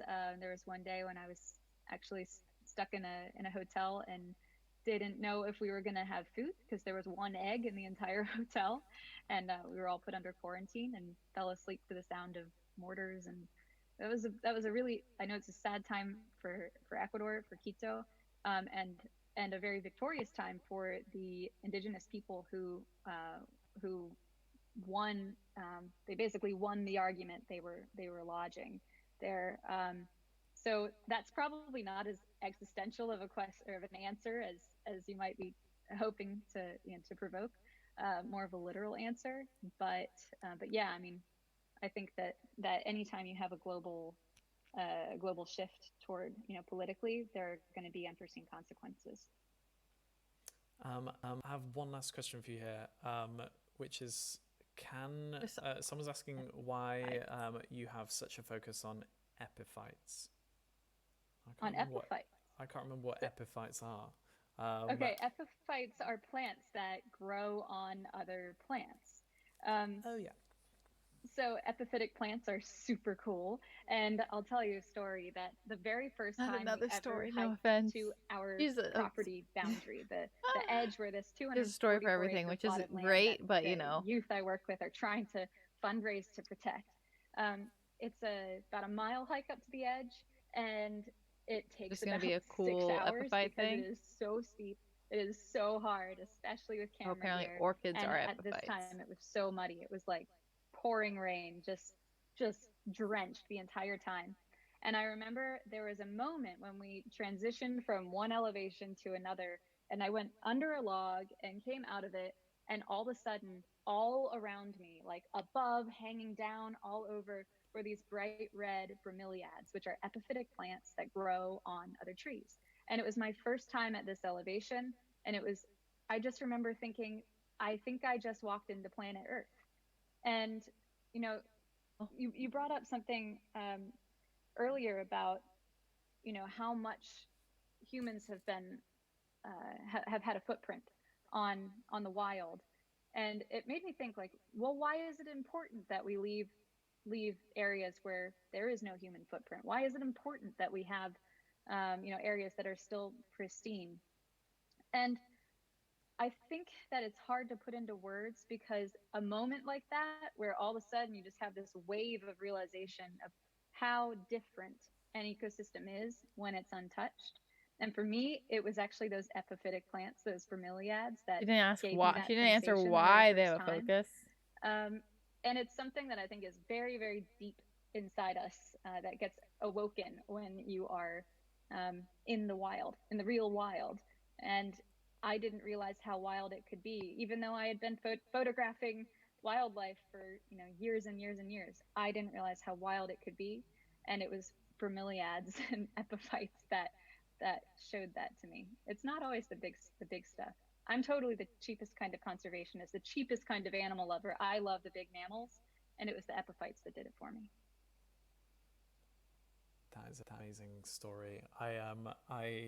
I agree with you as well. It's something that just kind of comes across you, and I kind of feel like when you were telling me that, when you were telling everyone that story, it felt as though I was feeling like maybe I haven't experienced this enough yet, because I feel like I've had those moments with nature, but maybe not in the same incredible way. But it's something that I really hope for everyone. I wish that everyone could have that kind of connection that you've had.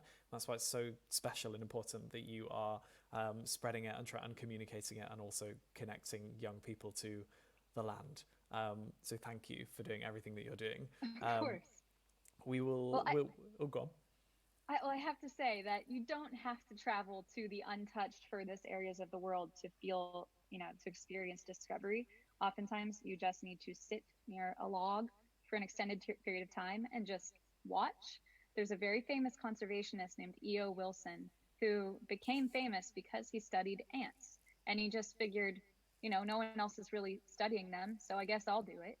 And he learned things about ants that would amaze anyone who is into reality television. You know, I mean, they're just Well. incredible worlds that can be uncovered right Well. in your backyard. We know that, like, we've described about 1.3 million Scientists species are of science, nerds. I and mean, scientists like, have estimated that there are close to not 1.3 million. There are close to 9 million species, best estimate of species, you know, out there in the world, and that means that there are like 7 million species that haven't been discovered yet. They're not all in the Chico rainforest. They are in your backyard. They are underground. They're in your logs. And so there's a lot left to be discovered if we just kind of let nature be. You're talking about insects here, right? Or are you talking about Largely species in general? Largely insects, but definitely a lot of aquatic species. There was a mammal that was discovered in the Chocó in 2013 called the Olinguito, and it's like this big. In our reserve just last year, they discovered an entire new genus of rodents. she was just saying that you don't have to go to A whole new the genus wild, with and 3 she's species in like it going to her and that no one ever knew about before. That is a bad They get it, though. discovered a hummingbird with a bright blue throat in Ecuador just like 2 years ago. These things are still out there. We just need to act quickly enough to preserve wildlife and preserve habitat so that we can all grow up to, I'm still considering myself not yet grown up, to go out there and discover it. I completely agree as well about finding nature that's close to you. And sorry to have kind of butt in there before and talk about insects, but insects for me are one of the amazing things. Like, you know, we go to the zoo and there are all these kind of impressive mammals and stuff, or wherever people might see them. But ultimately, the thing that I've started to realize is that all the diversity is in other living things. I recently found out that we are closer in genetic relation to a catfish than a catfish is to a dogfish. There's a dogfish? And that there is more genetic diversity between a bee and a wasp. I've never heard of a between the two most dogfish. different mammals, and there is so much interesting stuff out there in the other species. Anyway, I'm aware that we've gone over quite a bit of time, and so we'll need to wrap up. But I'm also there's one question just come in from Baudrillard, which is about Yellowstones and wolves. And Baudrillard, we're not going to have time to fully answer that, but what I'd recommend is that you watch a film called Serengeti Rules. Serengeti, like the plains in Kenya, I think. Maybe they overlap other countries as well. But anyway, Serengeti Rules. It's so good. It will explain to you all those things, and you'll learn all about keystone species and things, and it will answer all those questions. Anyone else who wants to watch it as well, check it out. It's an amazing film. Anyway, so thanks again, everyone, for coming, and thank you, Callie, for joining us. It's really appreciated. And do join our Discord, which I'll just pop the link for there, in case you'd like to join our community. And do visit our website as well to sign up for updates or apply to become an ambassador if you'd like to. And also click through to the climate course and send anyone there who wants to start it from the beginning, because we will be starting from lesson 1 again next week, but you can only access that via the link from our website. So thank you all for coming. Thanks again, Callie. Okay, I think this is the we'll see you end, and we'll next talk a week. little bit about some of the Farewell. stuff that they Thanks went so much. through. Bye all. Okay. All right. Let me bring out my music. So, I mean, unfortunately, I feel like that wasn't an amazing course about agriculture. They like went very surface level with a lot of the information, and I don't know, I was a little disappointed in it, because last time it felt like they like went they explained a little bit more beyond just surface level stuff. And I feel like they were just very much focused on way more with numbers this time, whereas last time I feel like they did a good job at giving a lot of like examples and metaphors and stuff, and not focusing so much on numbers of things. And I understand that sometimes, and like, I don't know, and I know that the numbers are what really like can shock people, and like the differences and things, but I feel like they also didn't I know this is like almost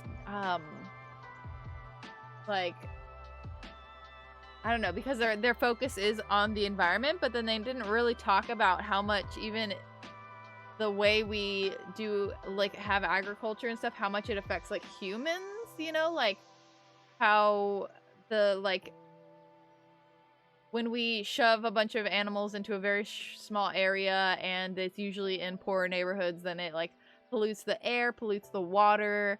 It gives people who live in those communities or near those communities or people who work in those communities diseases and all kinds of bad stuff. Like it's not good. Like the industry around meat is very destructive, and I feel like they didn't really talk about that because they were so focused on talking about how it just affected the environment and how like, oh, poor trees and poor animals, which I understand, like that's like, but I feel like when you're I feel like it's important to get the bigger picture, and I feel like a lot of people it connects to a lot more people if you can focus on the way you're even affecting other humans. I did a whole like little thread on this on Twitter the other day because John Oliver posted his video.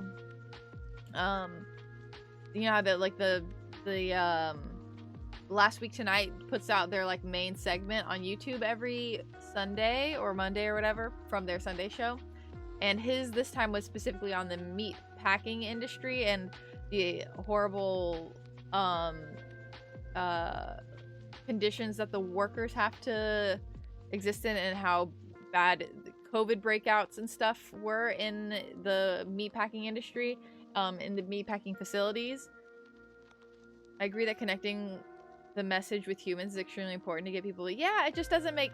I don't know. This course today didn't hit quite as good as the other one. I just feel like they were, and he would keep bringing in little animal facts, and like even the person they had on didn't really have anything to do. Like she was talking about conservation, but it wasn't talking specifically about agriculture. I feel like it would have been a lot more helpful to have on maybe like a farmer, like an ethical organic farmer or something like that, and talking about answering questions about like the intensity or like I don't know, like just more about the actual agriculture and farming practices and stuff like that, and like behind and how, and like from someone who works in the field.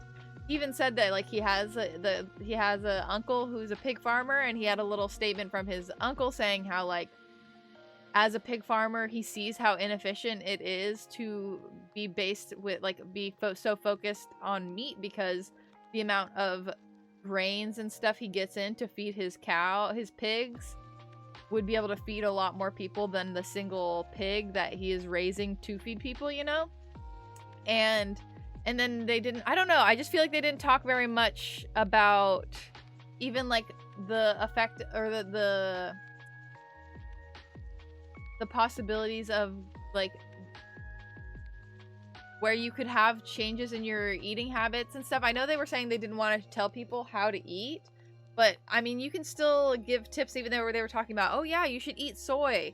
But then someone else in chat was like, well, what about beans and lentils? And it's like, yeah, there will always be other things you can say for people to eat.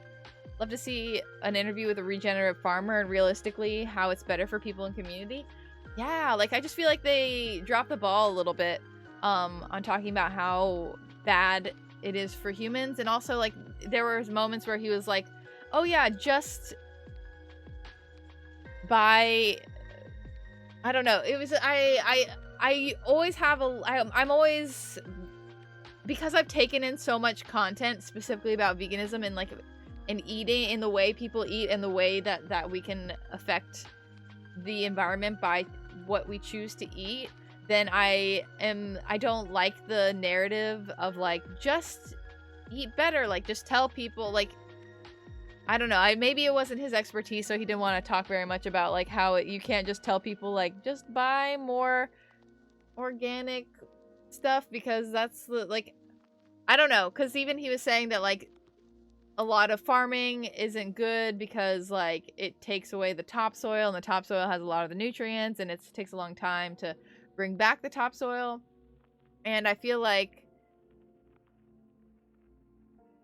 yeah, I don't know, I just would have wanted to learn a lot more about how people work to bring back topsoil, or what people are doing, like even if it's not something we can do, what people are doing, like what, like something like a regenerative farmer, even if he didn't have anyone on, like talk a little bit about some really interesting farming practices, and things that other people are doing that maybe not us, that we can do, because I feel like most people know like, oh yeah, just go vegan, like, but I feel like that can, when you're talking to thousands of people, you know, in a live environment, I feel like it can stir up some people when you're telling them how to eat or what to eat. But I feel like it would have just made more sense to talk about the good things that like farmers are doing, that are like farming, you know, greens and stuff, you know.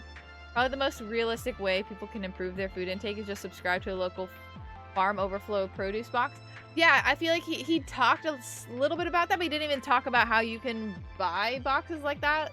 You can, but yeah, it just felt very weird, how they didn't really talk very much about what you can do yourself, and they didn't talk very much about like the actual practices. They were just talking about how everything around farming is bad, and they didn't talk very much, like, that was it. Like, that's what it felt like. It felt a lot of like bad.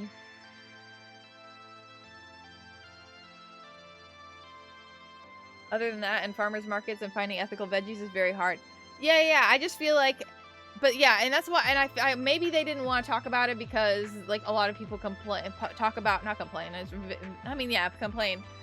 about how it's more expensive to eat a veggie-based diet, which can be true, but also if you're trying to eat ethical veggies, that definitely is more expensive. And the one thing he said about it was like, oh well, back in like 50 years ago or 100 years ago, I don't remember when it was, but he said we used to spend like a third or a fourth of our income on food, and now we only spend a tenth of our income on food. And he just kind of left it like that, and I was like, are you trying to say we should stop spending money on other things and start spending more money on food? It was just a really weird like statistic he put out there, and it was like kind of, it felt a little insensitive, being like, oh yeah, you just need to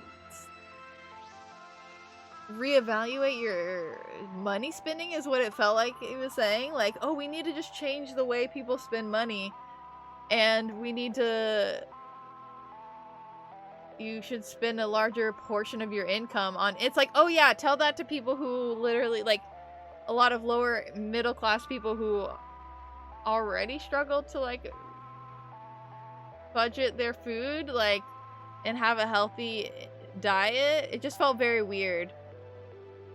But like, I feel like people would be more hopeful to hear from like just things that maybe like, because like I said, people I feel like know that like if you eat better, like he could have touched on that, but I feel like it would have been way more helpful instead of just saying like to as well. He just like focused so much on the fact that like, look at all of the food that like, I feel like it's important to show, like, look at how intensive it is to create meat, and look how much of our food it goes towards making meat.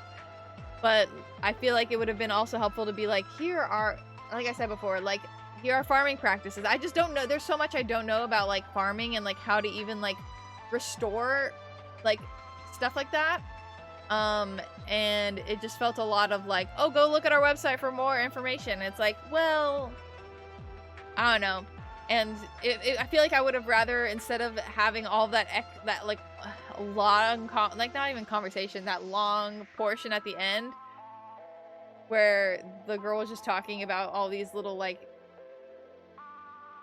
stories about her having fun in the wilds of Ecuador, then I was like, this would have been better spent in another way. So unfortunately, he didn't even say what the next course was going to be about, so I don't even know what the topic for the next course is.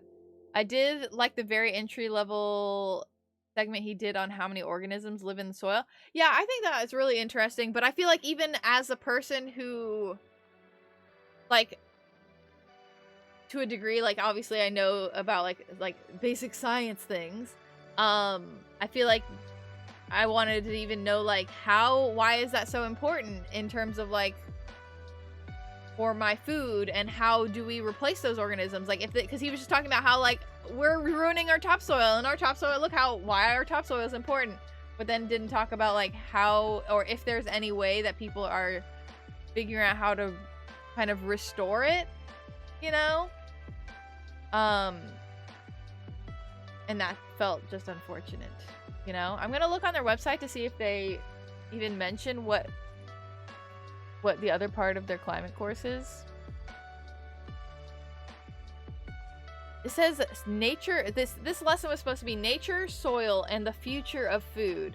But I feel like he didn't even talk about the future of food.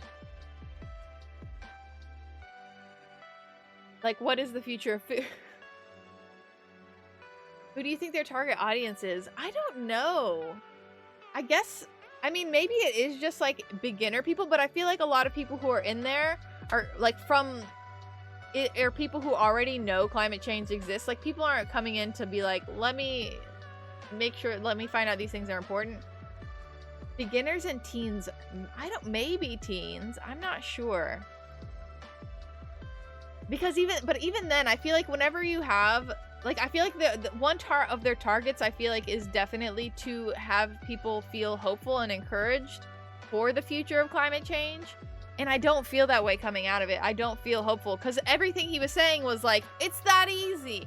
Like, at the end, he was like, the solution is so simple. We just need to conserve nature. We just need to leave nature be. And I was like, okay, hold on. That is not a simple task. Like, yeah, like if you just said leave it alone. But even he was like, oh, look, the government here was trying to like put a road through this really historical place. And I was like, when you say the solution is simple, is just to conserve, I'm like, okay, what about the politics? Like, literally how people attack communities of color specifically. They target them because they know they can't do shit about, like, if they do like bad shit and pollute their air, then they can't do shit about it because they're like, you know, poor communities. Like,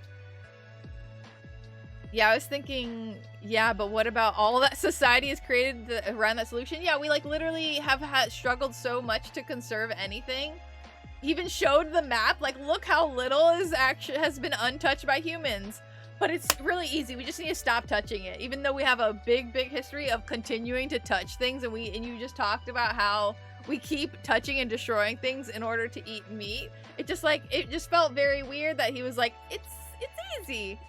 Like, but is it though? It's not. Like, felt so discouraged when he said that we receive 80% less nutrients from our foods nowadays. Yeah, I'm like, who's working to put the nutrients back? Like, how do we is there a way we can do that ourselves? If we grow food ourselves, do we have a little bit, is there any research on like the nutrient denseness of food you grow yourself versus food you would buy at the store or something?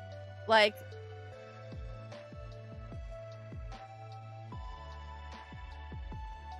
I think it's fine to say it's simple, but also address why it isn't so simple. Yeah. Like, I understand, like, yes, when you say that, like, I mean, this is the one thing, but I wouldn't say it's a simple solution. There is technically a single solution, but that doesn't mean it's simple. I feel like the word simple wasn't necessarily the right word to use.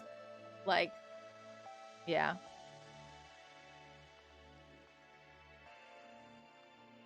Because, like, even when he used that example, I feel like even using the example of like a really historical castle, I was like, okay, cool, I guess. Like, but then it was probably easy to convince people not to do that because, like, especially in Europe, how they're very, like, pretty good about like preserving historical stuff. Like, but it's like, are you going to talk about all of the times where people haven't been able to convince the government to put pipelines and roads through places that they didn't want it? Like, you know? But apparently next lesson is about population, pollution, and finding a balance. I'm curious what they're going to talk about it with that. Also, the fourth lesson is how do we fix this, making the impossible possible. But I feel like they've been kind of talking about that the entire time. Interesting. That last one's supposed to be 75 minutes.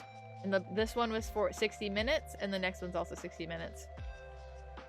Also, a major problem is how much of land is owned by individuals instead of community-owned land, which discourages monoculture planting.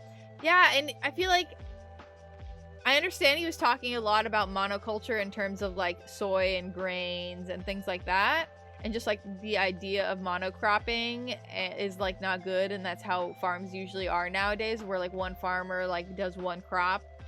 But like even he in the beginning, he showed like the like sprawling like hills of, I think he said Ireland. I don't know. Maybe he didn't. I don't remember. But it was all like lawns essentially, and he didn't really talk about how lawns themselves are monoculture, like monocrop, and how like that is also not good, and like how if you have a lawn, then there's a way for you to rewild your own community. Like he mentioned the word rewilding, but it was never like, let me tell you how to rewild your own area. Like, if you have areas where you don't need a lawn, don't have a lawn, like rewild your own area that you can. Like that can go a long way in terms of even like giving not shelter, but giving like places for insects and like bees and hummingbirds and all that kind of stuff, you know? It's a very modern problem which only began to occur within the last 100 years. Yeah. I just feel like there was a really big missed opportunity to talk about a lot of really important conversations that I feel like don't get talked about very much. But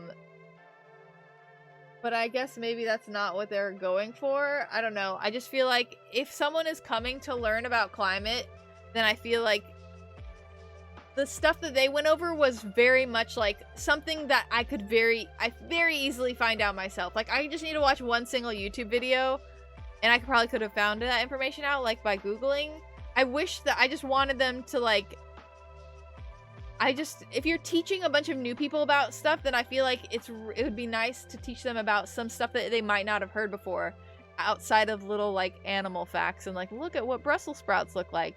You know, like as much as I think that that's fun and it kind of alleviates some like, and maybe not tension, but it brings a little bit of fun.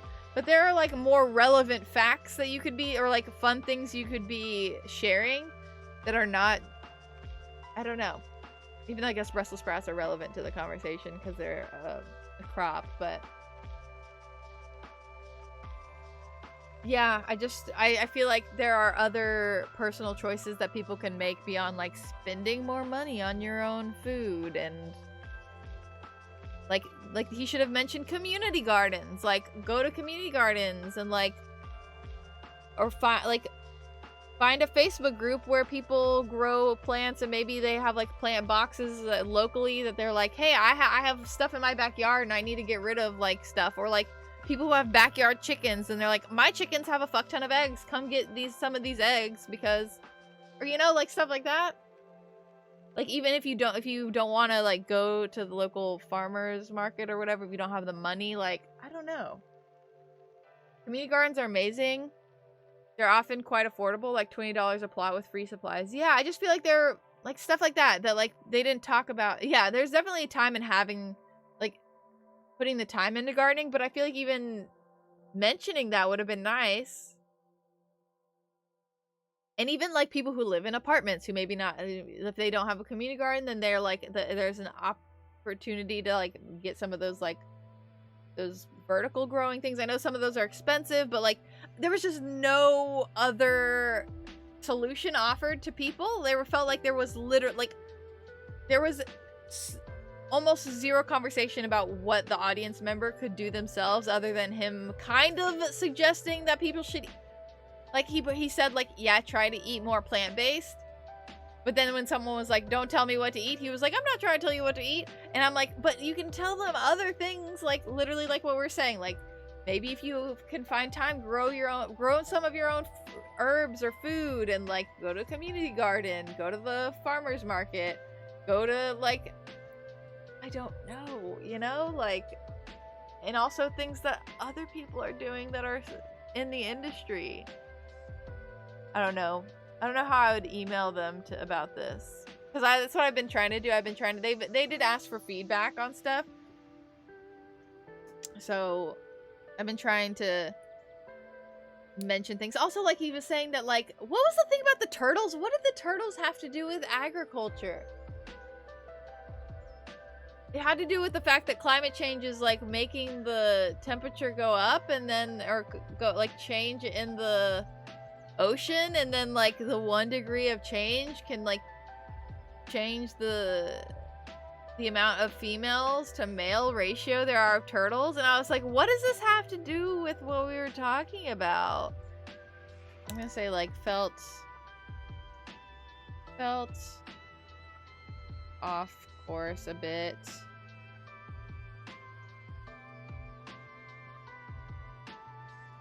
Offered little solutions beyond like, I don't know, it was just weird. And the person they had on was like, oh yeah, I go to this like foreign country to conserve, and that's what we do. And I'm like, but what about like local things? I'm also curious. I wish that there was a place I could find like all of the guests that they have on, because I mean the past 2 people have been white, so like I don't know. Also, I know that as a person that has the privilege to stream this, I think that that's something important for me to speak out against. Like saying like, it would be very nice if you had some like other people from other cultures speaking on this stuff. Like, you know, like I know this woman does a lot of work in Ecuador, but like, could you have found someone in the organization that actually is Ecuadorian and can speak on like the actual living there and like how that is? And have they seen any effect on the like any improvements in their lives based off of the conservation of the forest that is near them? Like if they live it, whereas she just travels like twice a year or something, and then comes back to the United States and just chills here. You know, like little like stuff like that. Like I don't know. But it does say that their age range, most are for 8-year-old to adult, which is an insane age range, and I don't think that I feel like that's not a good way to target your stuff. Like you can't be like, literally if you can read, this is targeted towards you. And I'm like, that's not how targeting works. That's not how it works. You can't tell an 8-year-old the same kind of stuff you're telling an adult. Like they have different responsibilities and like weight on society, you know? I feel like the things I'd be telling them are very different.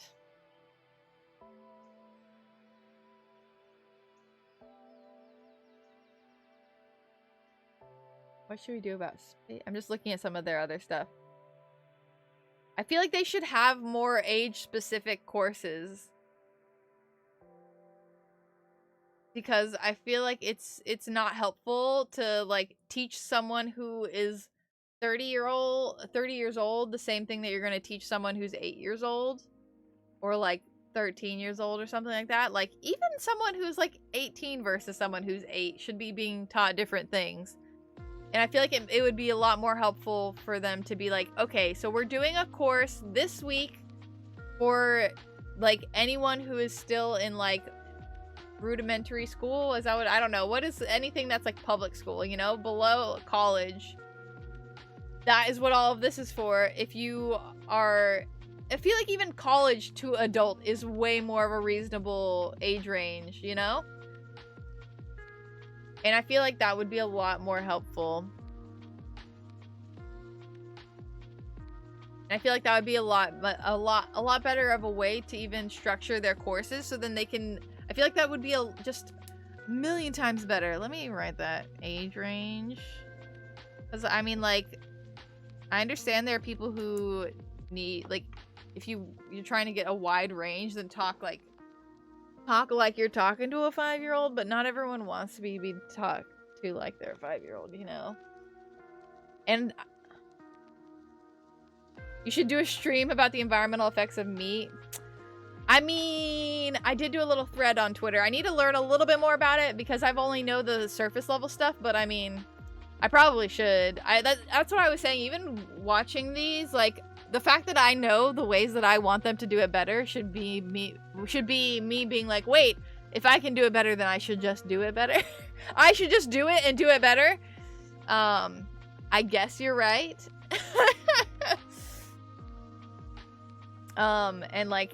And do it and bring on people of color and people who are in the communities affected by these things. Dang, Madison, always hyping me up. think you do a great job. Oh, thanks. I know too much. I just feel like it's very unhelpful for them to be like, yeah, we're just gonna teach every possible age range in the realm of possibility, essentially. Like, here's a 1% of your life. Not the... Some of your favorite content creators of the environment. Okay, if we're talking like... Because there's content creators on every app. On channels or podcasts. Let's see. So, I like Shellbizzle. But the thing is also, a lot of content creators don't specifically only talk about... Oops. Like... environmental stuff. Hello, there we go. This is the first one that came to mind. There's a lot of people on Instagram who don't really make YouTube content. Like, why did Michaela Loach, I was like, why did the name just escape me? Michaela Loach, did I spell it? Oh, I spelled it right. Michaela Loach is an Instagram, and she has a podcast called the Yikes Podcast. It's really good. I do need to put together like a larger spreadsheet or something that I can send to people for this kind of stuff, because I do follow a lot of people. And also, I'm really bad about thinking of these things off the top of my head. I also should probably go to my different YouTube account. I have too many YouTube accounts.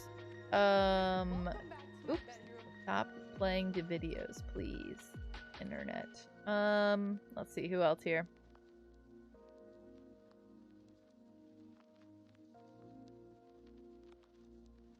Such a weird mix of people.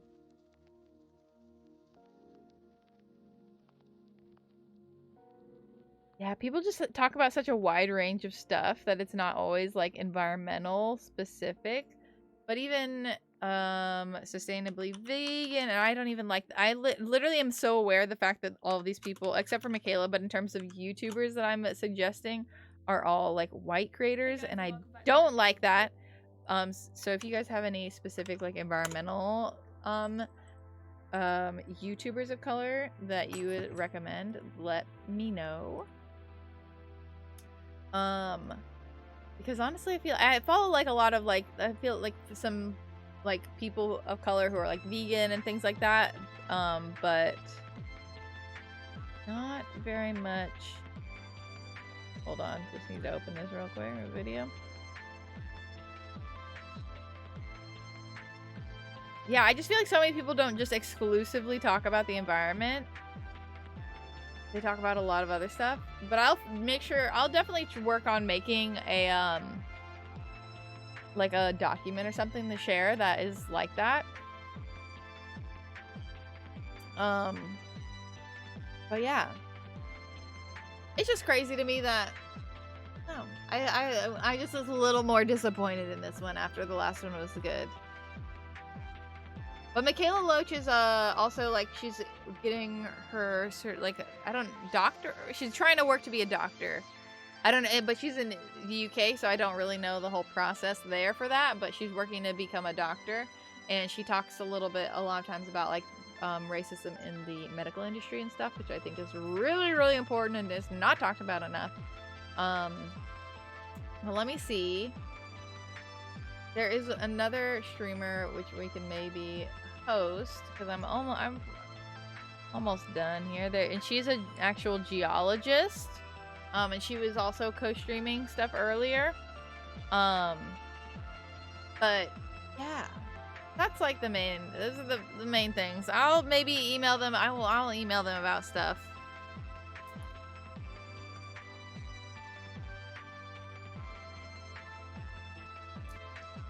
Because it would just be nice to see more representation of other communities, and just talking a little bit about intersectionality, I guess. Like, even if they didn't talk about how, like, the meat industry preys on, like, communities, impoverished communities, and those are usually communities of color. Like, even if they didn't necessarily talk about that, they could have just said, like, this is not good for humans either, you know? It's not only bad for the plants and the animals.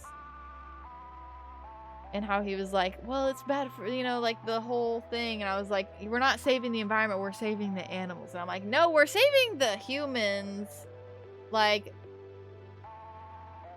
I don't know. That's also something that is like very minor that I'm always like, where people are like, save the planet. It's like, the planet ain't going nowhere. If anything, we're gonna go extinct and it's gonna like fix itself, you know?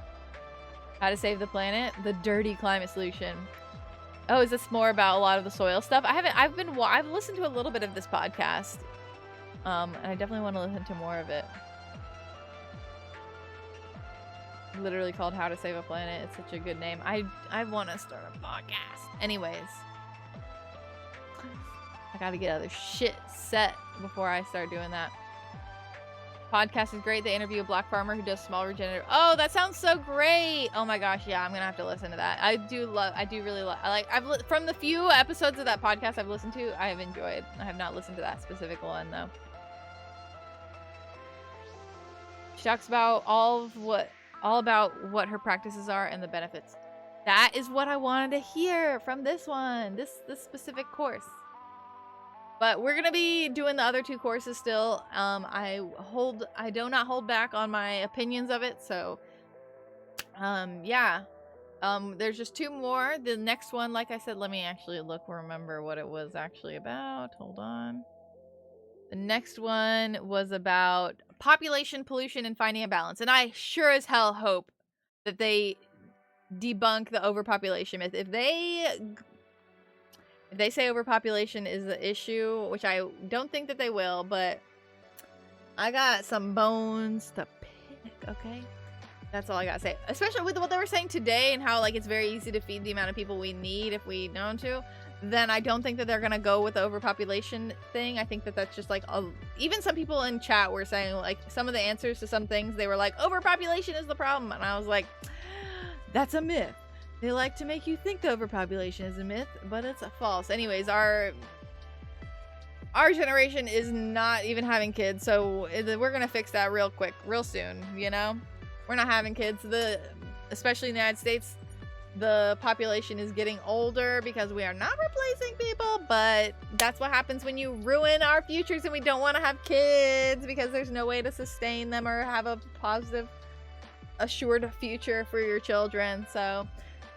Sucks, government. So you gotta fix that shit if you want, you know, if you actually want young people to be born or to have kids. Anyways, I have opinions. I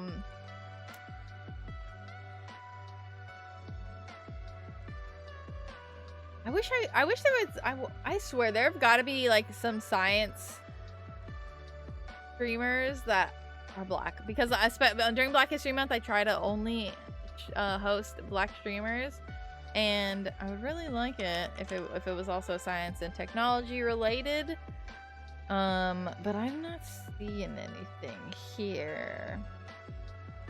It would be great if it was even the person. I wonder if they try to reach out to anyone who was of color. I'm always very, yeah, but anyways. Ooh, what's this? Oh, this is coding. I don't see nothing. Thing is, a lot of people on this thing just have like, look, my fish. Here's some 3D print. Here's my 3D printer. I'm like, okay. So never mind. We're gonna host a black streamer because that's how we live this life. Who's streaming right now?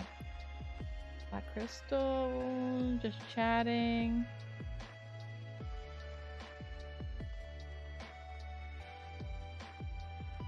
Pikachulita.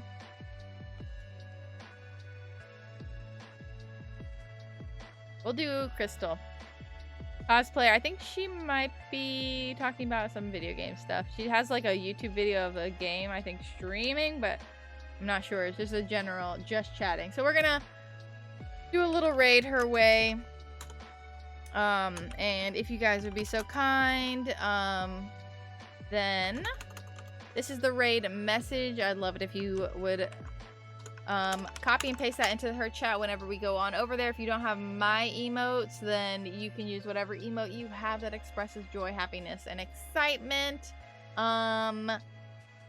And or you can just do no emote, I guess, if you want. But or if you have not subscribed yet and you want to subscribe, then you can always use your Twitch Prime if it's available and you feel I am worthy. Yeah, and I will be back to streaming on Sunday, and then we might be doing some changes to stream because I've been taking this week off except for this stream because I've just been wanting to make sure I'm not going to be burning out. So every 2-ish months I'm taking a week off of streaming, and I think that I might start streaming only twice a week and doing them a little bit earlier in the day. But next week I'm going to keep it the same as I always have, so then people who normally are here can get to know what the changes are, and then I'll do the changes. So Sunday, Tuesday, Thursday, not this Thursday, but Sunday, Tuesday, Thursday from 6 to 9 p.m. Eastern time at the moment. And probably Sunday will be Stardew Valley, and then Tuesday, Thursday is The Witcher 3. To see you guys around. If you want to find me anywhere else, then find me at My Lady Sprout. Everywhere on the internet. And also if you want, follow the Discord. Join on in.